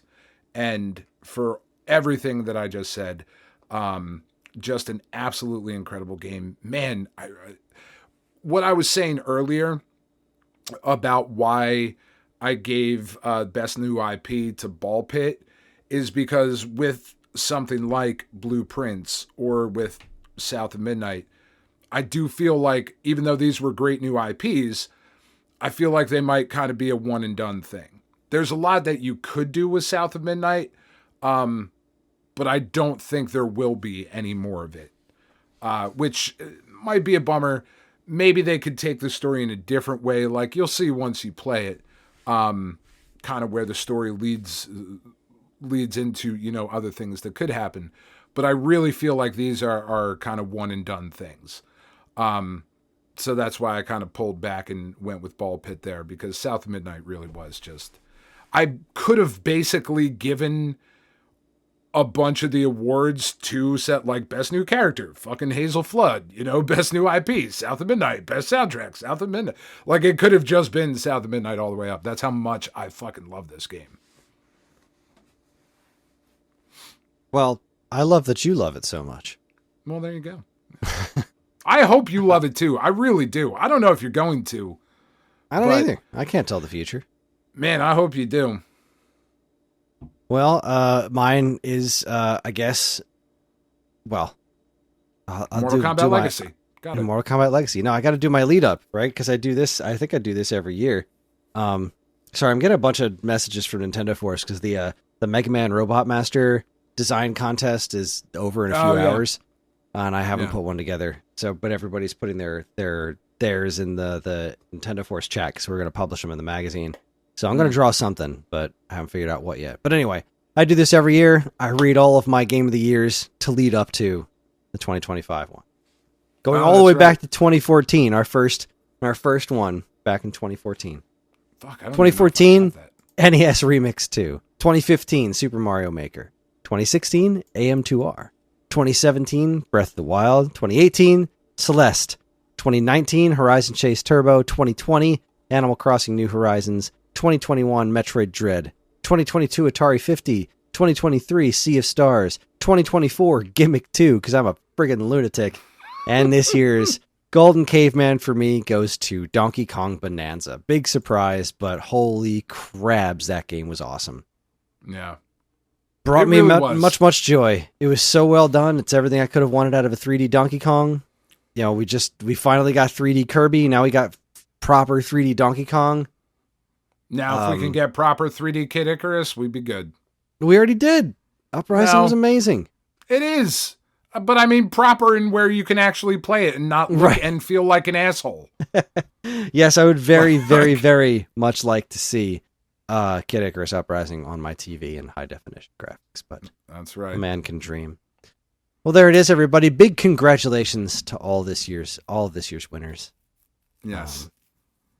If you are interested in any of my runner-up picks, that will be posted to the Stone Age Gamer blog, which you can check out at stoneagegamer.com, because Ryan is so nice to let us use his name and not get mad at us maybe when he sees this podcast, because maybe he'll look at this one because he definitely doesn't listen.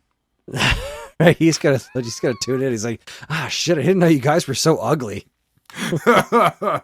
Wait a second, unzips. Had I but known. Well, I think that's all right. it. Yeah, that's it. That's the Golden Cave. Yeah, it's time for, we're going to take ourselves a quick break. When we come back, we're going to, I think we're going to talk about week-old news. I didn't have almost anything, but I got a few stories to toss in there. 4 stories? 5. I've got 5 stories. I think I might have pieced together 3. I don't know. We'll see.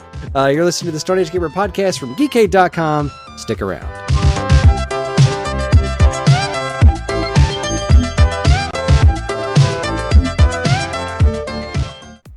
Do you enjoy the Stone Age Gamer podcast and other shows on the Geekade Podcast Network? Do you wish you could listen to them sooner than the regular unwashed masses? Do you wish you could contribute in some way? Well, then you should check out the Geekade Patreon. Yes, the Geekade Patreon is a wonderful and very much appreciated way for you to help us pay the bills and keep our shows running week after week. As a Geekade patron, you'll get a monthly podcast topic schedule and early access to nearly every show on the Geekade Podcast Network, as well as access to a patron-exclusive monthly show called DC's Amazing Movie Time from the creators of the Weekend Rental podcast.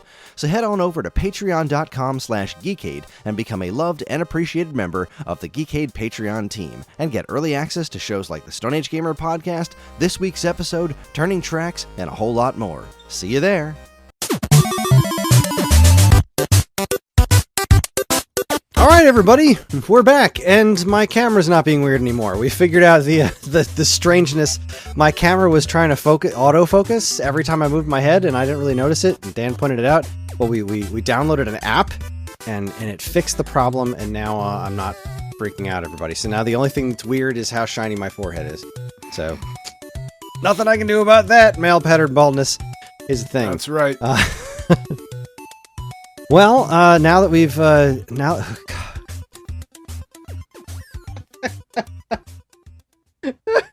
so I just completely.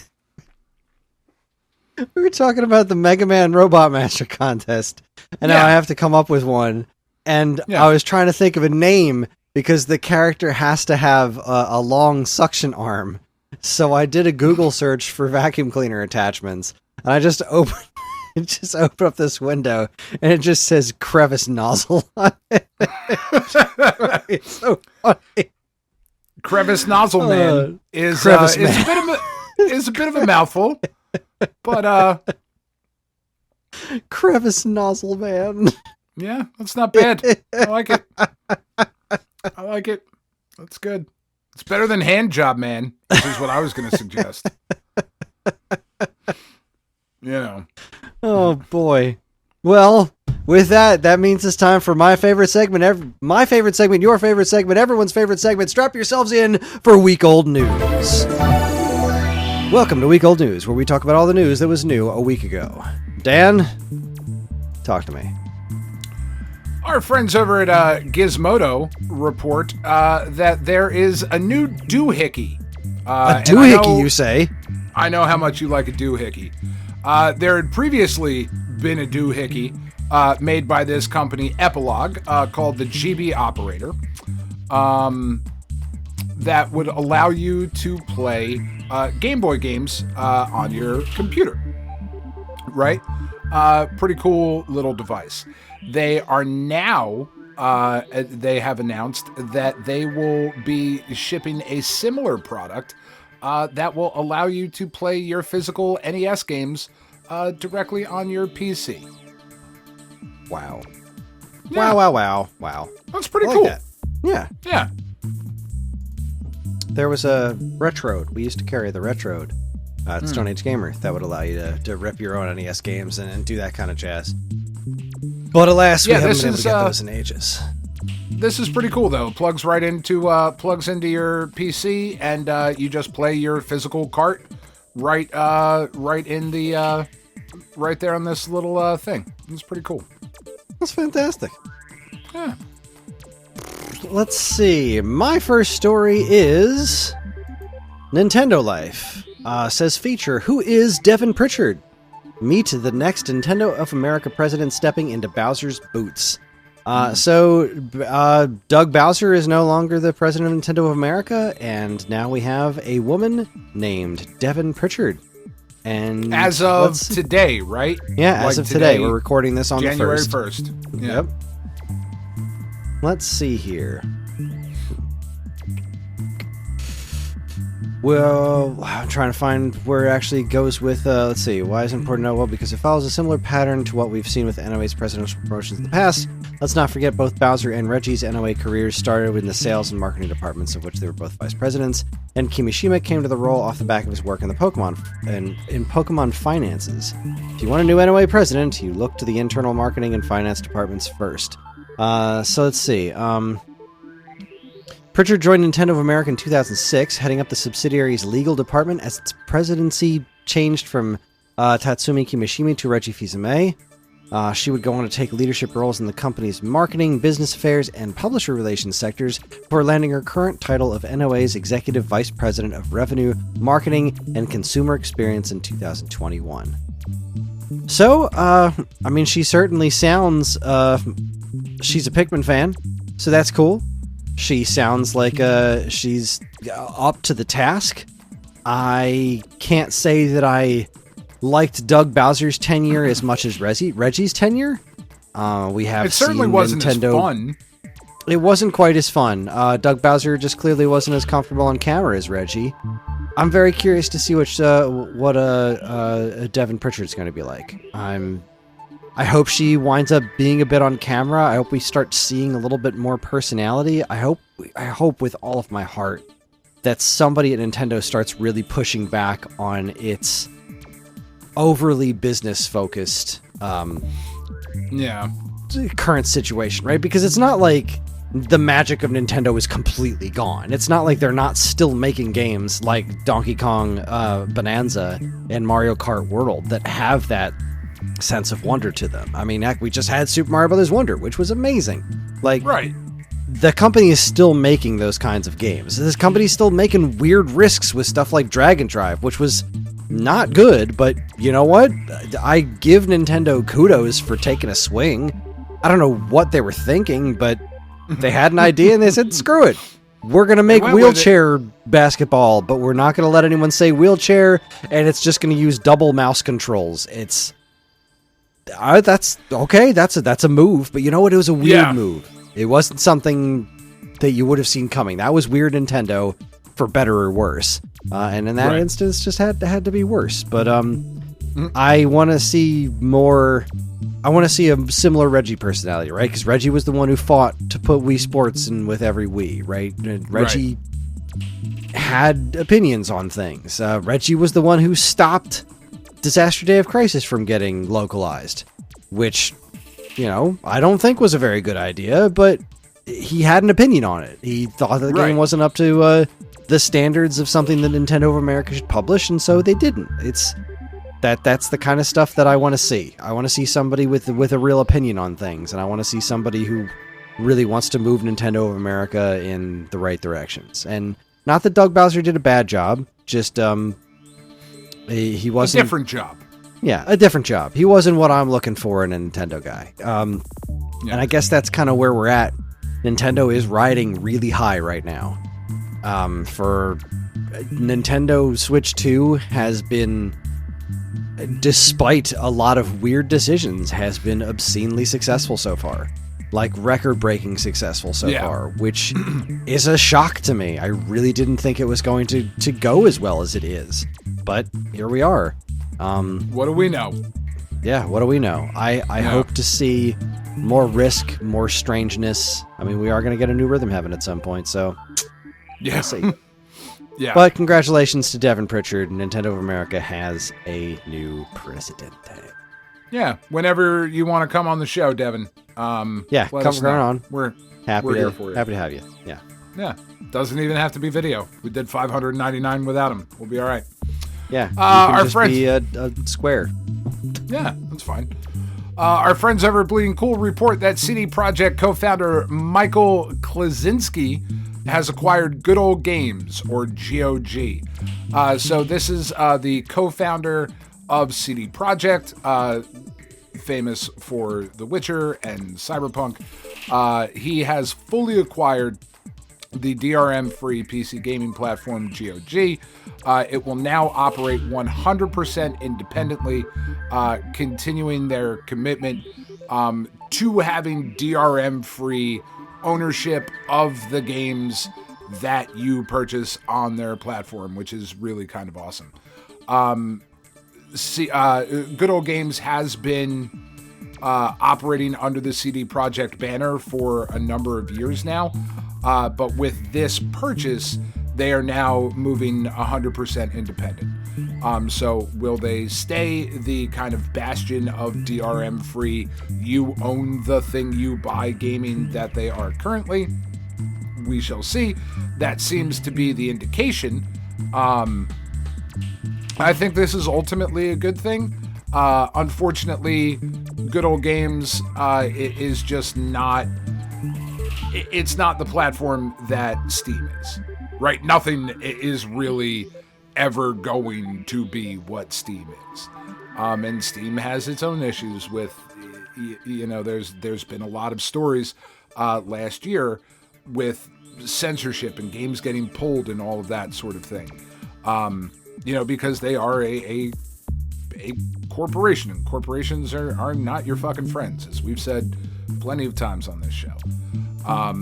That being said, the idea behind Good Old Games, that these are DRM-free copies of games that you own, just the same way that when I bought Mega Man 2 100 years ago, that was my copy of Mega Man 2, and if I wanted to give it to somebody so they could play it, I could do that. Kind of keeps that spirit alive, right? So we'll see. But it is always interesting when these big platforms kind of change hands and change ownership. And I am hopeful that it continues to do the thing that it has done and is known for. I can't say I really knew that much about Good Old Games, to be perfectly honest with you. Right. I knew it existed, but it's just kind of outside of my wheelhouse. I didn't realize it was so tied to being DRM free. That's pretty great. Yeah. Yep, that's kind of their whole shtick. Speaking of whole shticks, this doesn't make any sense by that standard, so screw it. Time Extension reports, Limited Run Games has been my life for 10 years. Josh Fairhurst announces he's stepping away. This is very interesting. Josh Fairhurst has been an interesting, has been a person of interest in the various news bits related to limited run games in the past couple of years in particular. We've had an interesting relationship with our thoughts on limited run as a whole, right? Their book publishing department is amazing. Their games publishing department has left a lot to be desired, with like the 3DO games being burnt on like just rewritable CDs or something. Like they've made a lot of very public errors. So Fairhurst is leaving. So quote from Twitter, with 2025 drawn to a close, it feels like the right time to announce that I stepped down as CEO at Limited Run Games back in September. I'm still working there as president until March, but after that, I'll be scaling back to redirect my focus to new adventures. So, I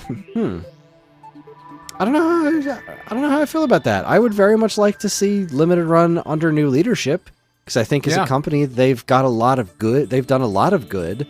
They've got a lot of good potential. Maybe leadership was part of the problem. I guess we will find out as leadership changes. Yeah, I don't know. I don't know the guy. I don't really know what he did. Like, all we get is the secondhand stories, right? So it's kind of hard to say exactly what the issues, why a lot of the issues have been caused. But there is no question that Limited Run's reputation is less than stellar.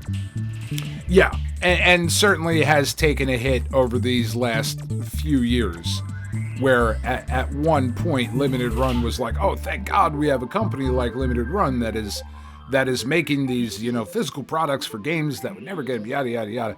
And now it's like, fuck, Limited Run, damn, all right, well, okay. We begrudgingly go through Limited Run to get certain things.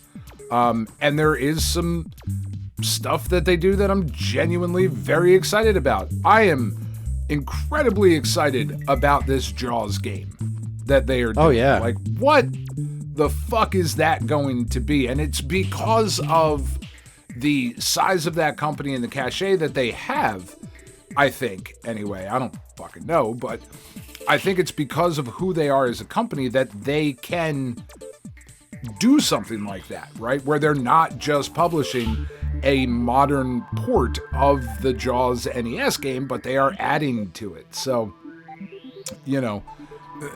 good and bad, right? We'll kind of see.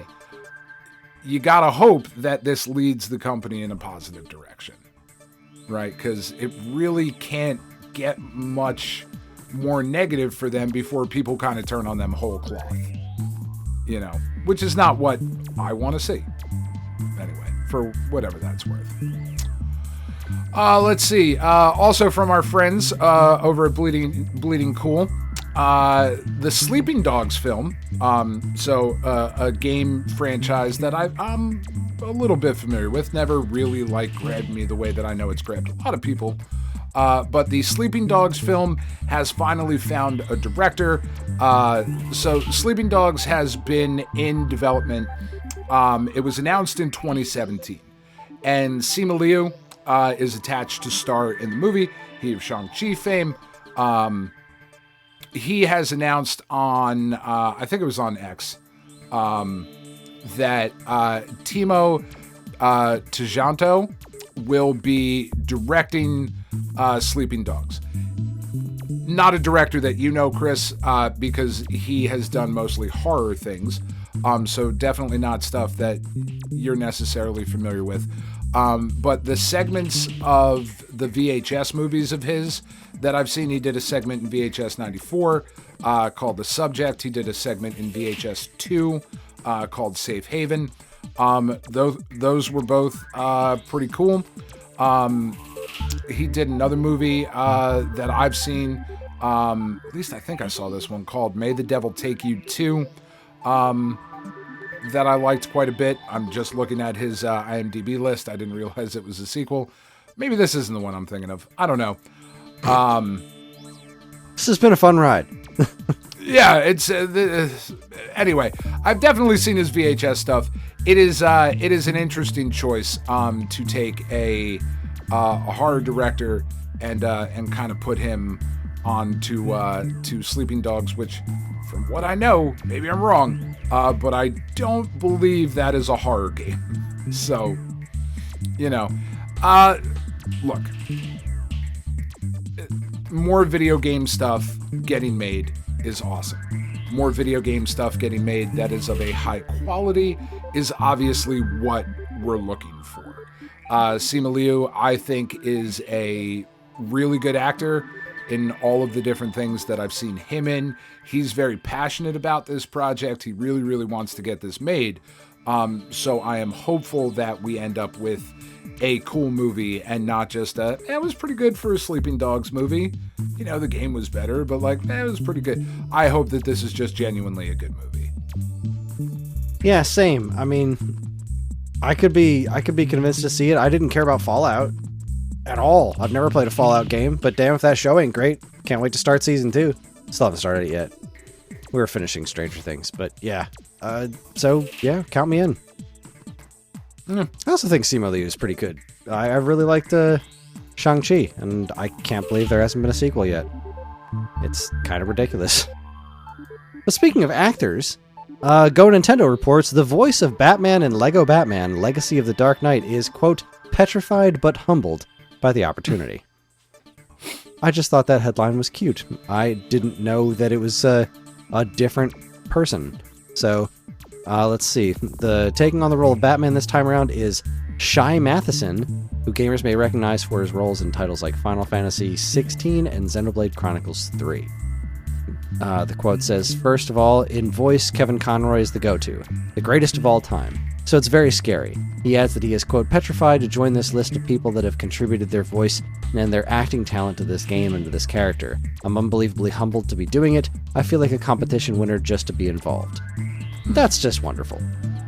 I hope you do a great job. I'm not going to play the game. I never played the Lego games, but I am really excited for this game. That Matthew Berry as fucking Bane, like, all right, I'm good. That's a day one purchase for me. Like, that's fucking solid. I'm super into that.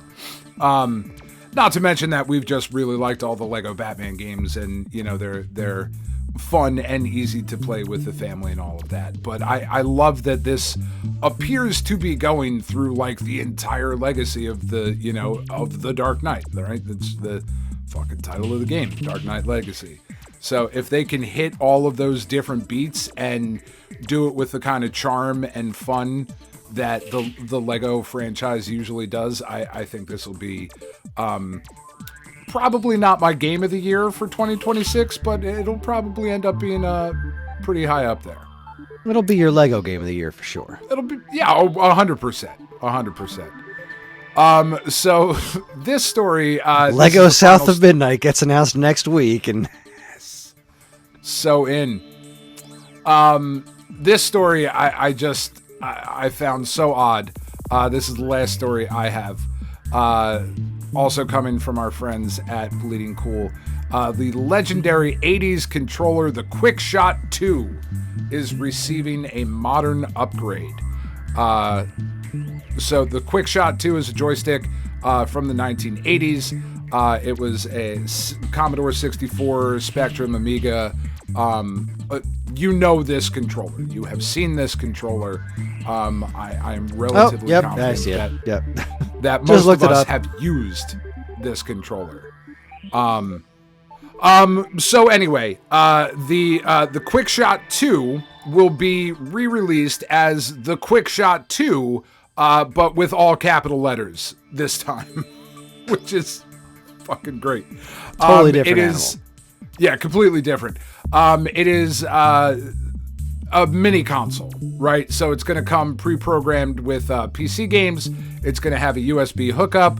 It's going to be released on January 30th.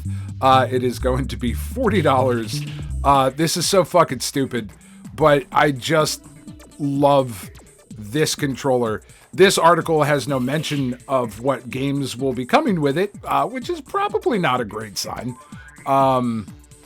But yeah, this is awesome. It is such an iconic controller design, and anybody who is around our age who grew up, playing games in the 80s, even early 90s, will 100% see it. Be like, oh, that fucking thing. I know that thing. It's awesome. Cool. That's what I got. Can't say that was anything that was on my bingo card, but here we are. Right? QuickShot 2 getting released this month? Yeah. Son of a bitch. Okay. Last but not least, this story tickled me. Go Nintendo reports Atari CEO names Pushmo on 3DS as his top game of 2025. So Atari's been releasing these things for all the like a bunch of the people that work for Atari, doing their top 5 games of the year. And Wade Rosen, his number 5 was Elder Lilies. Number 4 was Death Stranding 2. Number 3 was Monster Train 2. Number 2 was Silksong. And number 1 was Pushmo for 3DS. which is awesome. Yeah, love that. His quote says, Pushmo has a beautiful non-dopamine loop gameplay that is just pure joy. The world needs more games like this. In an age when everything is converging into a single ubiquitous viewing experience, it's amazing to play on something like the 3DS that will never be able to be replicated again, although I guess if they did it for the Virtual Boy, who knows?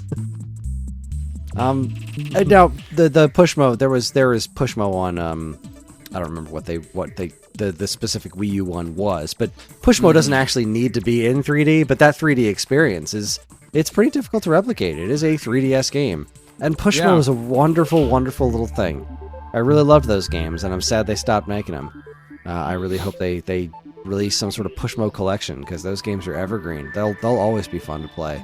The fact that they're not on Switch is kind of weird.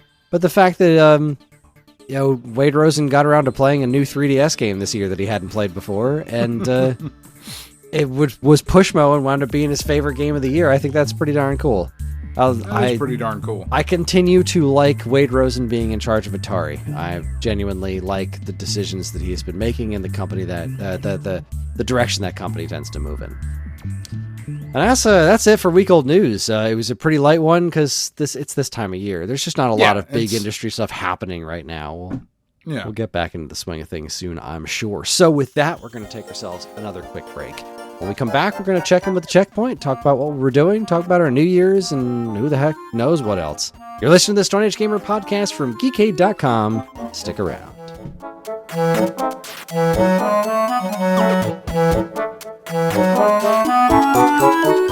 Do you miss the days when you'd get a fresh issue of Nintendo Power in the mail every month? It was stacked with reviews, previews, and all manner of cool new stuff about the world of Nintendo, and it even came with a free poster.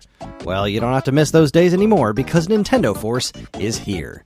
Functioning as a spiritual successor to Nintendo's classic magazine, Nintendo Force is staffed with top-notch writing talent, and me for some reason, to deliver fresh new reviews, previews, and more right to your door every other month. And yes, posters are still included, except ours are double-sided. So if you want the thrill of learning all about the world of Nintendo in physical format, head on over to NintendoForceMagazine.com and learn all about it. Nintendo Force Magazine, the force of Nintendo fans.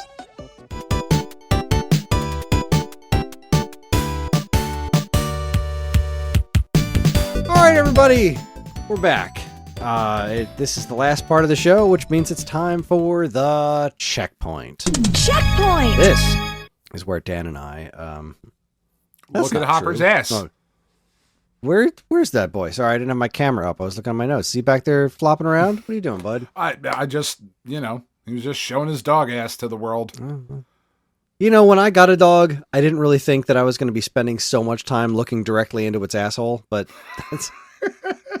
when you're on a walk, it's just a not insignificant part of dog ownership. Yeah. It's one of the things we don't tell you in the rescue experience story, You're going to spend a lot of time gazing directly into his asshole. That's right. It is just constant balloon knot just in your fucking face. I don't know. So this is the checkpoint. This is where Dan and I talk about all the things that have been going on in our lives and whatnot. And do you want to go first? Do you want me to go first? How do you want to do this? Well, you go first. I think you've done a lot more this week than I had because you've been off this week. I have been off this week, and I've spent a little time playing games. And you've had an opportunity to play games in a way that you never do. That's right. I have relaxed and played video games, and it has been marvelous for the most part. Well, what you got? Well, let's see. John has had me and various other people in the house playing a decent amount of Air Riders. Okay. I don't get it. I just can't get a grip on this game. I don't see the draw. It's really just like Air Ride for GameCube. I looked at it and I said, I don't think this one's for me. And that exact same thing has happened again. And now that I've played it a whole bunch with him, he wants to keep doing races, and the races go okay, right? Because we'll play the races, and I get that. I can wrap my head around the races. They're pretty fun. But then he goes to City Trial, and I just don't see where City Trial gets fun. And I know that's sacrilege because people friggin' love City Trial, but man, I mean, but if it's not for you, it's not for you. I just don't get it. It's just a bunch of chaos. I don't understand it. I don't understand it at all. I'd say it's because I'm too old for it, but I didn't get it back in the old days either. It's just, I don't know, man. Over on the VCS, I'd said I bought a bunch of new games, and I played a little bit more. I played a little bit more Roasty Buds. Roasty Buds, I think, is where I'm putting. I've been putting my focus on VCS. So I'm a handful of levels into it, and it continues to be great. It continues to like throw in some new mechanics. It's the one that I told you about where your little coffee grind things and you coffee beans and you save as many as you can to then happily jump into the grinder at the end of each stage. It's that is neat. What you want as a coffee bean. You want to be turned into a delicious cup of coffee. That you do. And I've spent a lot of time on Prime 4. I've spent as much time as I can just blowing through Prime 4, and I am just having a blast with it. Super missiles are really cool in this game. They animated those incredibly well. They feel very powerful. I don't know, man. I'm just having getting a lot of joy out of it. It's exactly the game that I need it to be right now. I remember when it was a couple of years ago, I replayed all the Prime games, and Prime 3, I felt like by the end of it was really kind of feeling sluggish to me. Like I remember by the end of Prime 3, I wasn't having a blast anymore. And I really do think that Prime 4 feels like a pretty natural evolution of the Prime games, which is, I feel like a lot of folks were looking at this in the way of, we just got Prime remastered, so we've now played this absolute masterpiece. What are we going to build off of this? And this really is like, it feels like a course correction to me because I'm thinking of Federation Force, right? So Prime 3 started to introduce talkative characters and more interactions with the actual Federation, the Galactic Federation. And I felt like Prime 3 was a little bit less, a little bit less explory. And if I remember correctly, the world wasn't as disconnected as this one is, but it still was like, you'd fly from one area to another area instead of being one interconnected world. I think that's the case. And then there was Federation Force, which I just didn't really enjoy at all. Prime 4 seems to be, it is the next step in the, as far as the narrative of Prime games go. Like the original Prime was all lore, like by reading things on Talon 4. And then in Prime 2, Planet Ether had with the Luminoth on there. And like you would talk to a couple of these Luminoth characters, and there would also be a bunch of lore. But then in Prime 3, now we've got voice acting. We've got the Federation involved. There's more soldiers that you can interact with. And now Prime 4, we've got even more voice acting, more direct interaction. Sorry, Federation Force was all the Federation, and there was lots of communication back and forth between the Federation troopers. And now we've got Prime 4, which is melding those things together. And it's a natural evolution of where we got through the Prime series. It was moving towards this direction. It's not this weird left-hand turn that I feel like a lot of people think it is. It's really a natural evolution of the series up to this point. Not necessarily the best natural evolution. It's not the way that I hoped it would have gone. But what's your question? Do you think this should have been a new sub-series? Like Prime should have been done, and this should have been... Or the Prime trilogy should have been what it is, and now Beyond should have been a new thing, like with a new number 1. I think that's a possibility. I think that like this very much, it's Metroid Prime. Like it plays the controls, the visuals, it is very much Metroid Prime, except the fact that as far as I can tell, Metroid Prime has nothing to do with this. Right. Metroid Prime was a creature in Metroid Prime. It was the last boss, which turned into Dark Samus, which was a recurring character in Prime 2 and Prime 3. So I mean, fucking spoilers, Kris. Jesus. Metroid Prime was a part of the story, but now we're in Metroid Prime 4, and Metroids, in specific Metroid Prime, seem to have very little to do with it, which is odd to me, right? Like Metroid Prime Hunters. it could have just been called Metroid Hunters, right? It didn't. Right. It didn't really have anything to do with Metroid Prime, aside from being a spin-off of the spin-off series. So I let him go with that one. But, like, Metroid Prime Federation Force, like, the name has a meaning, and it's now becoming meaningless, and that's kind of bothering me. Yeah, exactly, where it should. But the trilogy of Metroid Prime, it really does have a meaning. It is very much a part of this. The central core of the story is the whole, what's that stuff called? Phazon and Metroid Prime / Dark Samus. Like, that's the whole ass thing. It's a whole ass thing.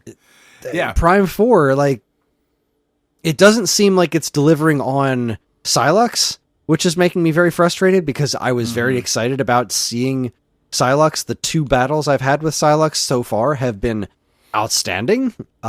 He's a great character design. His whole thing doesn't seem to have like a big fat backstory. He just freaking hates Samus. Cool. I'm into that. Like, doesn't need to be just a guy who hates a fish. Yeah, I mean, like, it's similar to Ridley, right? Ridley's just a dick. He's just a giant asshole dragon. Like, cool. Sign me up. I'm into that. That's great. Yeah. Sometimes has a personal connection to be any deeper. Yeah. Ridley killed her parents. Why? Because he's a dick. He's just a murderer. He's a murderous pirate. And Sylux, I don't know. I want to see where this goes from here. I hope they continue to make sequels to this and like really from the ground up. No restarted development. No conflicting ideas like this one seems to have. I really want to see where it goes, and I want to because like the beginning of the game, Sylux shows up with these weird looking Metroids that infect this creature that give it weird Metroid-y powers that aren't involved around like energy absorption. They really look more like Machtroids than Metroids. And I thought that was fascinating. I was like, okay, what the hell is this? Where did he get these from? How is he in control of them? And why are they doing this? But then you wind up fighting other boss characters throughout the whole game, but you never see them get infected with these weird Machtroids. There's no mention of it, other than when you scan them, they're like, Metroid infection caused this. Okay, but why? Where is this coming from? I want to know more about that. Yeah. But instead, we get the focus of it seems to be on the Federation characters who are, paper thin cliches. And honestly, of all of them, I like Miles the most. Miles is the one that like the internet friggin' hated. And like, I don't know, I think he's fine. I think he's kind of funny.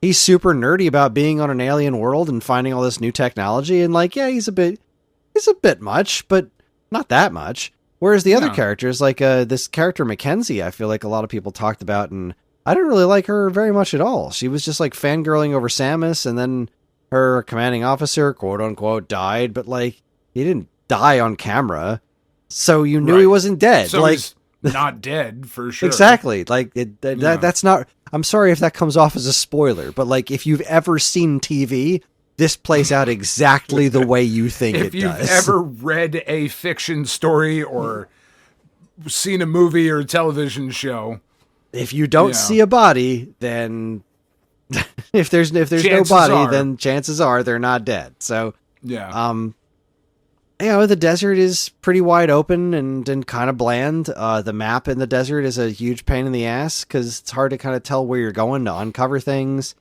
The enemies aren't as varied as you'd like them to be, but on the opposite side of the spectrum, the environments was one of the things that I was scared about in this game. Like, okay, forest area, ice area, fire area, but they did something interesting with them. The forest area has some really interesting ruins and plant life and creatures that don't want to hurt you. Just creatures that are there, living their lives. I love that so much about this game. All over the place in this game. There's just little bugs crawling around or little creatures trying to eat other creatures. They want nothing to do with you. They'll attack if you attack them, but if you just walk past them, they don't care. I love that about this, that it makes the world feel so alive.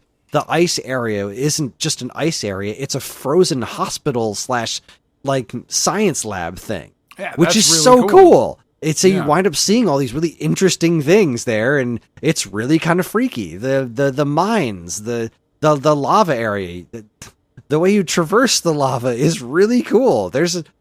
God, there's so much cool stuff in here. It is missing some of the core elements that make Metroid. And its reliance on... See, I think it's really interesting seeing Samus interact with the Federation. Because Samus has always been so insular, right? It's just her. So whenever you see her interacting with other characters, I always find that really interesting. Especially when it's done well. Like, Metroid Fusion was very talky. Like, the whole thing with people complaining about Miles McKenzie being, you're trying to figure out where... The game just tells you where to go next all the time. That's not Metroid. Right. Have you not played Zero Mission? Zero Mission literally does the same thing. You get to a Chozo statue, it shows you on the map the next place to go. Like, it just does that all the time. That's the whole game of Zero Mission, one of the most highly regarded Metroid games ever. Now, Zero Mission does have sequence breaking and a degree of exploration, obviously. But it's also pretty guided. So is Metroid Fusion. Yeah. Like, super open Metroid games aren't always the case. And this one is more guided than the other ones, that is for sure. But to say that it's, like, not Metroid because of how far off it is, I just don't think that's true. Now, that said, I don't think it's a very good Metroid game because it is failing in those respects. It's not a great Metroid game, but I do think it's a pretty great game. Like, on its own, it is really fun to play. As a guided experience starring Samus Aran, who looks incredibly cool and rides a motorcycle for some reason, it's awesome. I am having a blast with it. I'm just not having my usual... I'm barely spending any time looking at the map, you know? And usually when I'm playing a Metroid game, I'm like, all right, let me look at the map. Let me see what's open, what's nearby, what doors haven't I been through. I'm almost never doing that. What can I explore? What can I go check out? What can I come back to? That's exactly. Like, oh, I just got this new thing. Where should I go back to? I'm not really sure. And when you do go back to places, Miles doesn't have a good reason to tell you that. Like, I'll be riding around the desert trying to figure out where to go next, and he'll be like, hey, have you been to the Ice Belt? Yeah. Why should I go back there? You've got new abilities. Maybe you should go back to the Ice Belt. Okay, why the Ice Belt? Come up with something that says like, oh, there was a strange reading over in the Ice Belt of something. Maybe you should check that out. Like, they didn't go that far. You know, like, there was just that, it was missing that little bit. But that said, again, I am having so much fun. The boss fights have been really challenging. I've died at least once in most of them, which is not something that I can say happens to me all that often in Metroid games. Now, granted, I didn't... There's these green crystals all over the place, and you're supposed to get these green crystals, and you're supposed to put them in this thing. And I wasn't paying attention when they were talking to me about this thing. Apparently, when you put green crystals into this thing, you get power-ups. And one of the first power-ups you get is a stronger gun. So a handful of the areas that I really struggled with probably would have been a bit easier had you paid attention? Had I paid attention. So, like, the monsters that are... You see different... Basically, this game's space pirates, right? Okay. Because, again, that's kind of a Metroid Prime thing. You've got different flavors of the same enemy that show up over and over again. There are these things called Grievers, which I absolutely love the story of this game. The planet that you're on, I can't remember the name of these things. They look kind of like axolotls. But they're like, so we didn't want to use technology anymore. We found these rocks that give us psychic powers. So we did that, and we made all of our civilization around using psychic powers now, which is great. Except the rocks made, 80% of the population turn into murderous, just nutcases. So, it's a worthwhile trade-off. Instead of just getting rid of all the psychic power stuff, we decided to double down on it and figure out, no, we can figure this out. We can fix these guys, and we're going to use our psychic powers to do it. They're so dumb. They're so dumb, and the degree of hubris on display, I find it absolutely hysterical. Because, like, this is a civilization that crashed itself basically because of its own hubris. It's not they try to play off that they're this noble race or something, like the Chozo or the Luminoth, where from the previous games were like, oh, this tragic thing happened to them, like the thing with Planet Ether being split into dark and light with the Ing. Right. This is just like these guys brought assholes. this. You brought it all in yourselves, and they're like, there's going to be a chosen one that's going to show up and fix everything, which is effectively you. But it's like, you could have just not. Yeah, you could have just not. Like, let's not wait for a chosen one to show up and fix all your problems after you're all dead. Like, It was just pure humor. And I love that about this. The lore is interesting because it's not interesting. It's like, no, these guys were just hubris assholes. Yeah. This is just stupid. Wow. There's just there's a lot of cool concepts in here. Yeah. And boy, when it gets shit right, it gets shit right. This game is very, very fun to play. There's some very cool set pieces. But if you're going into this looking for a Metroid game, you're probably going to be sorely disappointed. Yeah. That said, we know Metroid games have never sold particularly well, so maybe this is actually doing well? Like, maybe this will make other people happy? I really don't know. I have no idea how well this game's actually doing. I know they're promoting the heck out of it, and I know it's a really good-looking game, and I'm having a blast with it. I don't regret my purchase even a little. Really, really excited to get to it. I haven't been able to this week, mostly because Roddy has been playing Pokemon Legends ZA, and we don't have 2 Switch 2s. We're not rolling in it like that. But I also have had plenty of other things to play as well, right? Like I've played through a bunch of Ghost of Yotei this week, which has been just awesome. But we talked about that earlier. Indiana Jones has been outstanding. Still playing through Death Stranding. Doing a bunch of stuff on the Portal. And that has been... I've been so fucking happy with that gift, right? Because I wasn't sure how much I was going to use the Portal. Fuck, you and I, we were driving around. I couldn't even remember the name of the damn thing. I was like, oh, it's that thing I want. That's fucking whatever. It was, I don't know, the PlayStation Portable. Like, we were so close. Which is not a great sign that 2 people who do this for a big portion of their lives, couldn't remember the name of the damn thing, but I have found myself using it all the fucking time. It is a great, great little piece of hardware. It is super, super comfortable to hold. Like, I find it out of the 3 that I have now, right? Out of the Steam Deck, the Switch 2, and the PlayStation Portal. I find the Portal to be the most comfortable to hold for a longer period of time. It doesn't have a kickstand or anything built into it like the Switch 2, so I can't just sit it down and use a different controller, which I don't even know if you can do. I don't think you can. Maybe you can. I haven't explored it because I don't need to. But the screen is great. The connectivity is awesome. It does... So the only really negative that I've experienced so far is wanting to play a certain game and having to put the disc into the PlayStation to be able to access that game, right? Which was a drawback of physical ownership that I hadn't really considered with this particular piece of hardware, where like I bought the game, I installed the game on my hard drive. I don't know that I can then stream the game if I don't have the disc in there, right? I didn't even think of it. It's like, well, no, obviously I can't, right? I have to either buy it digitally and I can stream whatever, or switch the disc. So that's been somewhat of a thing. We're like, well, maybe there will be some other games that I buy digitally or whatever. But absolutely awesome little piece of hardware. And just jumping in and playing like, I'm going to fucking play Tekken 3 while Tiff is watching something on TV, or we're just, she's putting on, episodes of Sherlock or whatever the fuck. All right, I'll play Tekken 3 for a little bit. Not really trying to do anything in it. I'm just going to play Tekken 3 for a little bit, and then I'll jump in and I'll play a little bit more in Death Stranding, or I'll play a little bit more in, whatever. Has just been absolutely awesome. But really, other than that, like I've spent a lot more time with Ball Pit this week. Now, I'm assuming you got Ball Pit based on what you were saying earlier. Mm-hmm. It hasn't really grabbed you yet, though. Is oh no, it did. I'm getting. Yeah, oh, okay. No, it did. It got there. So Ball Pit was the next thing I was going to talk about.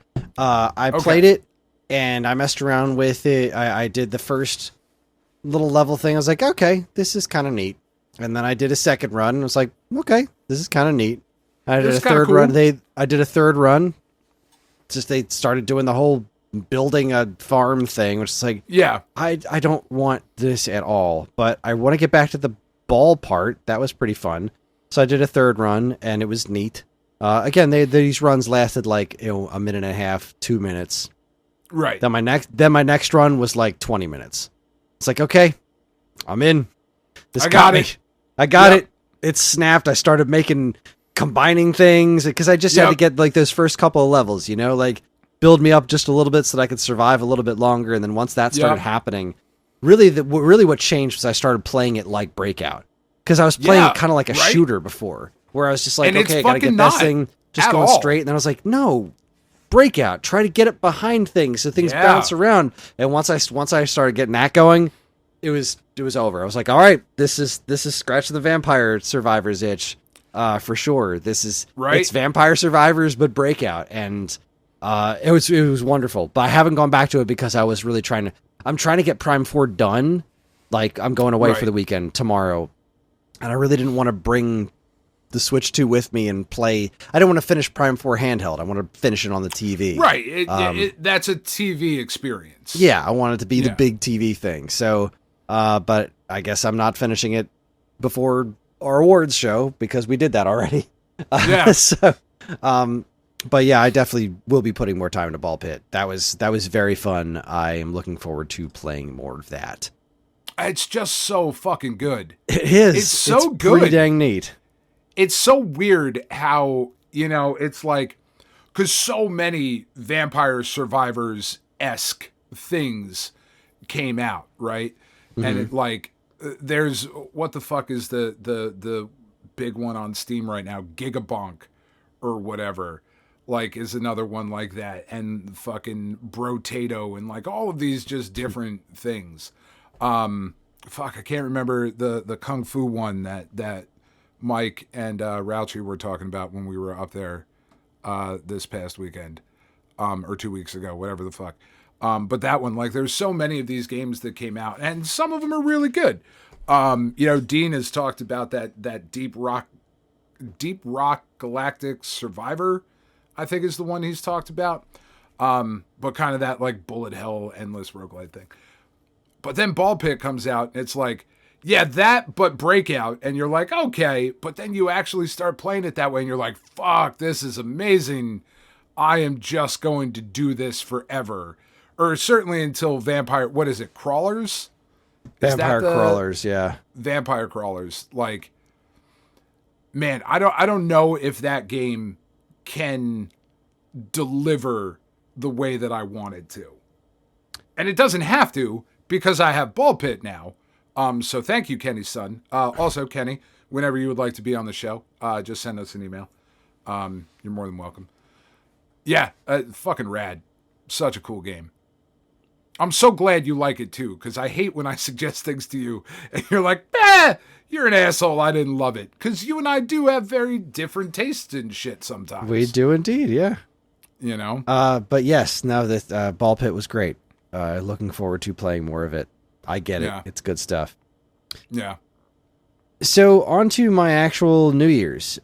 So New Year's Eve, Ellie went and stayed at her friend's house, and it was just me, Karen, and John. And we wanted to play like a bunch of games that came out this year. That's what John suggested, because I was talking a little bit about kind of coming up with my Game of the Year list for the show tonight. And I was like, you know what would really make me happy? I have not tried Looney Landers 2-player yet. I haven't played that with another human yet. I would really love to watch you and Mommy play Looney Landers. So we started off upstairs. We played like a couple levels of the Marvel Cosmic Invasion. That was pretty fun. We played. We wound up playing a little bit of Mario Kart. We played a bunch of Air Ride, and I was just like, okay. But then we went downstairs, and I was like, all right, let's play Looney Landers. So I put a joystick in each of their hands, gave them the basic premise, which is super simple. And it was the most fun I've had in ages. It was so much fun. Just me commentating basically on the two of them, going back and forth and like kind of coaching them along. Oh, look, there's the 1700 you can land on over there. Like, because it's a simple arcade game. There's a little plane up top and you jump out. And you have to try to land on different platforms with different point levels on them. And it's so fun.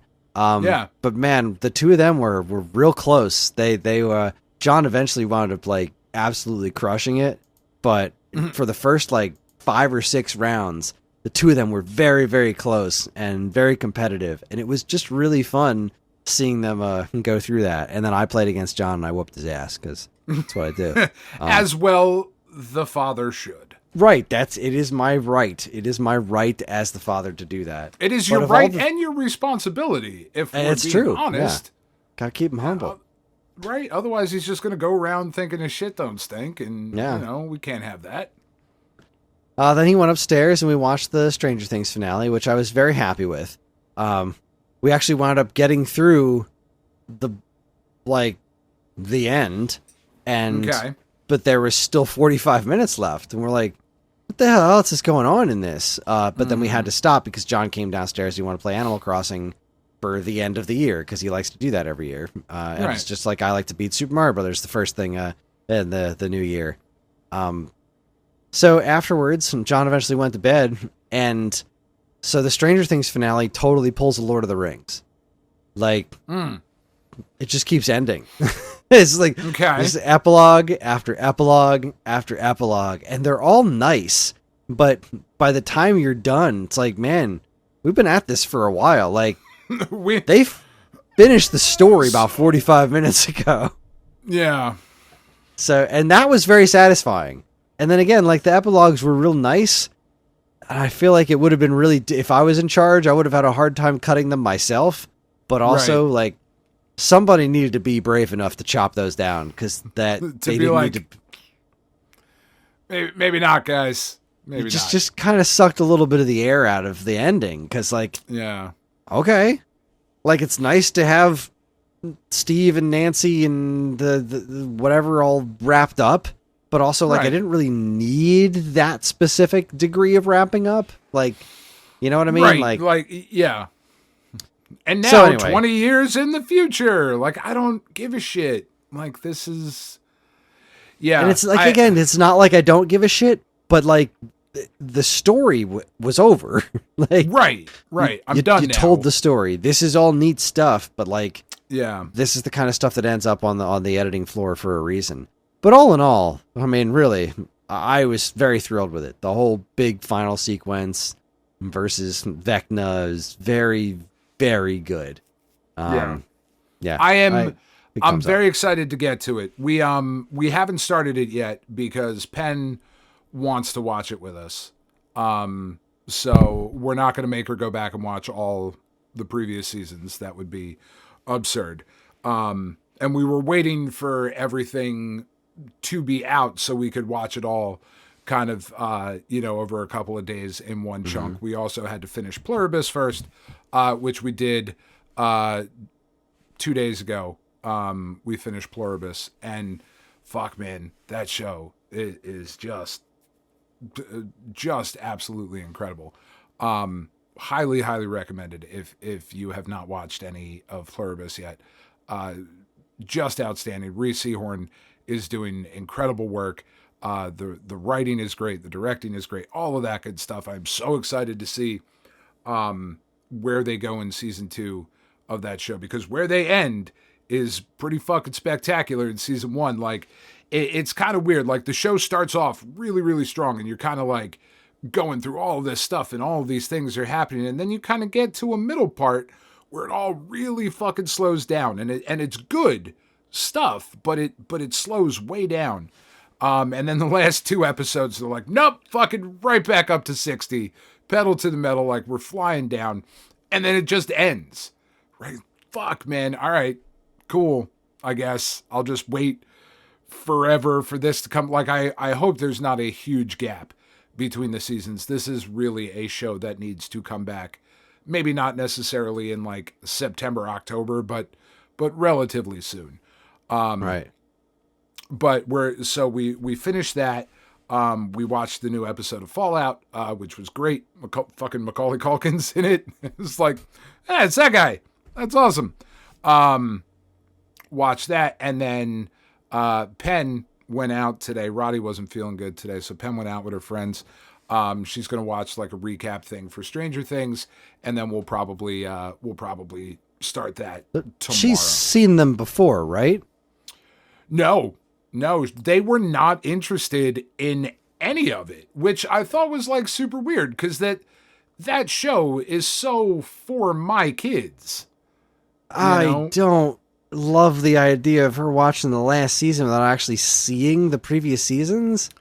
That's a huge disservice. I mean, I know you don't want to wait. Not going to. she's so just not she going to doesn't watch all want 4 to? seasons. She wants to. So she wants to watch them in the same way that she wants to do a lot of things. I'm not disparaging my kid. Like it's just the fact of like she didn't watch them. She also is getting very excited about some of the Marvel stuff coming up, but like she didn't watch all of them, and we are terrible parents and have not sat down with our kids and, made them watch all of the movies and whatnot. So she'll watch a recap. She'll be fine. It'll be okay. Yeah. All right. Yeah, I know. I don't love that. I feel but like you know I feel like I need to recap a little bit on that show. Yeah, we watched so all of the. Yeah, we watched all the recaps that are on Netflix, like for each season before we started the final season. But yeah. Yeah. No, Well, the only other thing I want to talk about is just because I have to say it out loud. Cat Goes Fishing is actually pretty damn cool. I didn't really expect that, but John was like, all right, would you please play this? I really want you to play this. I think you'll like it. I was like, all right, fine. I'll sit and I'll play it. It's pretty good. So it's a pretty basic fishing game. You're a little fish, and you press the mouse button once to pull your rod back, and then you press it again to cast it. And there's like small fish, medium fish, bigger fish, and like any fish you catch, you can either cash it in or you can turn it into bait for the next thing. So you just keep casting and try to catch bigger fish and bigger fish. Yeah. And that gets you more money. The more money you get, you can buy new lures and new rods that can get you out further or get your thing to go deeper. Eventually you can get a boat so that you can actually start moving around on top of the water. But then like you can't sell the fish unless you're at shore. So you've got to like do this trick where you flop the fish back into the boat. Like you can't just say put fish in boat. You have to like bring your rod back and then let go of them so that they land in your boat. And but also like when you're catching the fish, other fish will come and eat the fish as you're trying to reel them in, which is a huge fish. What a bunch of asshole fish. Because you get these missions as you go. And it's like this sounds like the kind of thing that's like full of microtransactions, but it's not. You can't spend real money on any of this stuff. It's all in-game money. So it's just a straightforward game about catching as many fish and making money while you do it. About murdering fish. Oh my God. And you really want to, like some of the mustard fish. I want to kill those friggin' mustard fish. The mustard fish and the grumpers, they're just such assholes because like you'll get this really nice looking fish. There's some other fish that looks like a mustard fish, but he's got a real grumpus on his face. So he's like, he's a grumper fish. He's grumpfish. So you get these things and you're pulling this fish in and then the one will come just and just like chomp him. So now that fish is basically worthless to you, and it also doesn't count for your whatever your missions are if the fish has a big bite taken out of it. So you gotta like catch all those fish and then cast past where they were so you can get them back safely and stuff. It's an interesting game. It's fun. I really enjoy playing it, and I'm looking forward to playing more of it. I've done like 3 proper sessions in John's room, and he loves watching me play it because he's, I got like, $7,000 and I was like, I'm doing pretty good. And he's like, all right, switch back to his game. He's got like $7 million. Like, oh shit. All right, fine, you bastard. Because he's been playing it pretty much nonstop since he got his computer. That and Geometry Dash. He's been putting a ton of time in Geometry Dash. And it was pretty fun. I was talking to, was it you? No, I was talking to Mike. And he's like, well, how is he enjoying Minecraft on his computer? I was like, I didn't even think of that. It never even occurred to me. I mentioned it to John. I was like, John, we can get you Java Edition. He was like, oh my God, we can. It never even occurred to us. So we're gonna figure out Minecraft on his PC too, because why not? It'll run better than the damn Switch version, which runs terrible. Yeah. So yeah, that's pretty exciting. yeah. But yeah, it was. I will be upgrading Roddy's PC because we got him the graphics card, And it was too big. It's too big to fit. Too in much the case. girth. Too much girth. Story of my life. So the card's too big to fit in the case, and the power supply we have is inadequate. So it's been. This is why I don't fuck with PC shit. Like, this is exactly why. But I'll be figuring all that out this weekend, and hopefully he will be up and running all the nonsense. Probably not This Cat Goes Fishing. I mean, I'm looking at it, and man, I don't know. It's not for me. I'm glad John is loving it. I don't know that it's for you, but I also don't know that it's not for you. Like, yeah. It's super cheap, right? It can't cost much, right? It was like $3 or something. $4.68 right now on Steam for the sale. I say if it drops down to like $2, you should give it a go, just for the experience. And tell me what you think. I have added it to the wish list. It is not cheap enough currently for me to take a shot on Cat Goes Fishing. Because, like, it is currently more expensive than The Witcher 3. So, you know, now I understand that that's a Steam sale and all of that, but, like, you know, maybe not yet. Maybe not yet. Good times. Good times, great oldies. I think that's about all I had to discuss this week. I do really want to get back. Like I said, I want to get to. I really want to start Adventure of Samsara, but there was also that. What was that game with the stupid name? It was like Maze 16 Super 3D something or other on the VCS. Yeah. That I did play another couple of one other level of that. It's a really interesting game, and I think maybe I want to get through that one before I start Adventure of Samsara. Just because I have already started it, and I don't think it's that long, but it's a really interesting game. So, I don't know. I'm looking forward to spending some time on my VCS this year. That's one of my New Year's resolutions. My other New Year's resolution is, besides making the lower half of my body work again, because I have definitely hurt myself in fun and interesting ways and learned things about my exercise routine that are probably hurting me because my hip flexors, I believe, are extraordinarily weak, and I've done nothing about that for my entire life because I didn't know they existed because I don't know shit about anatomy.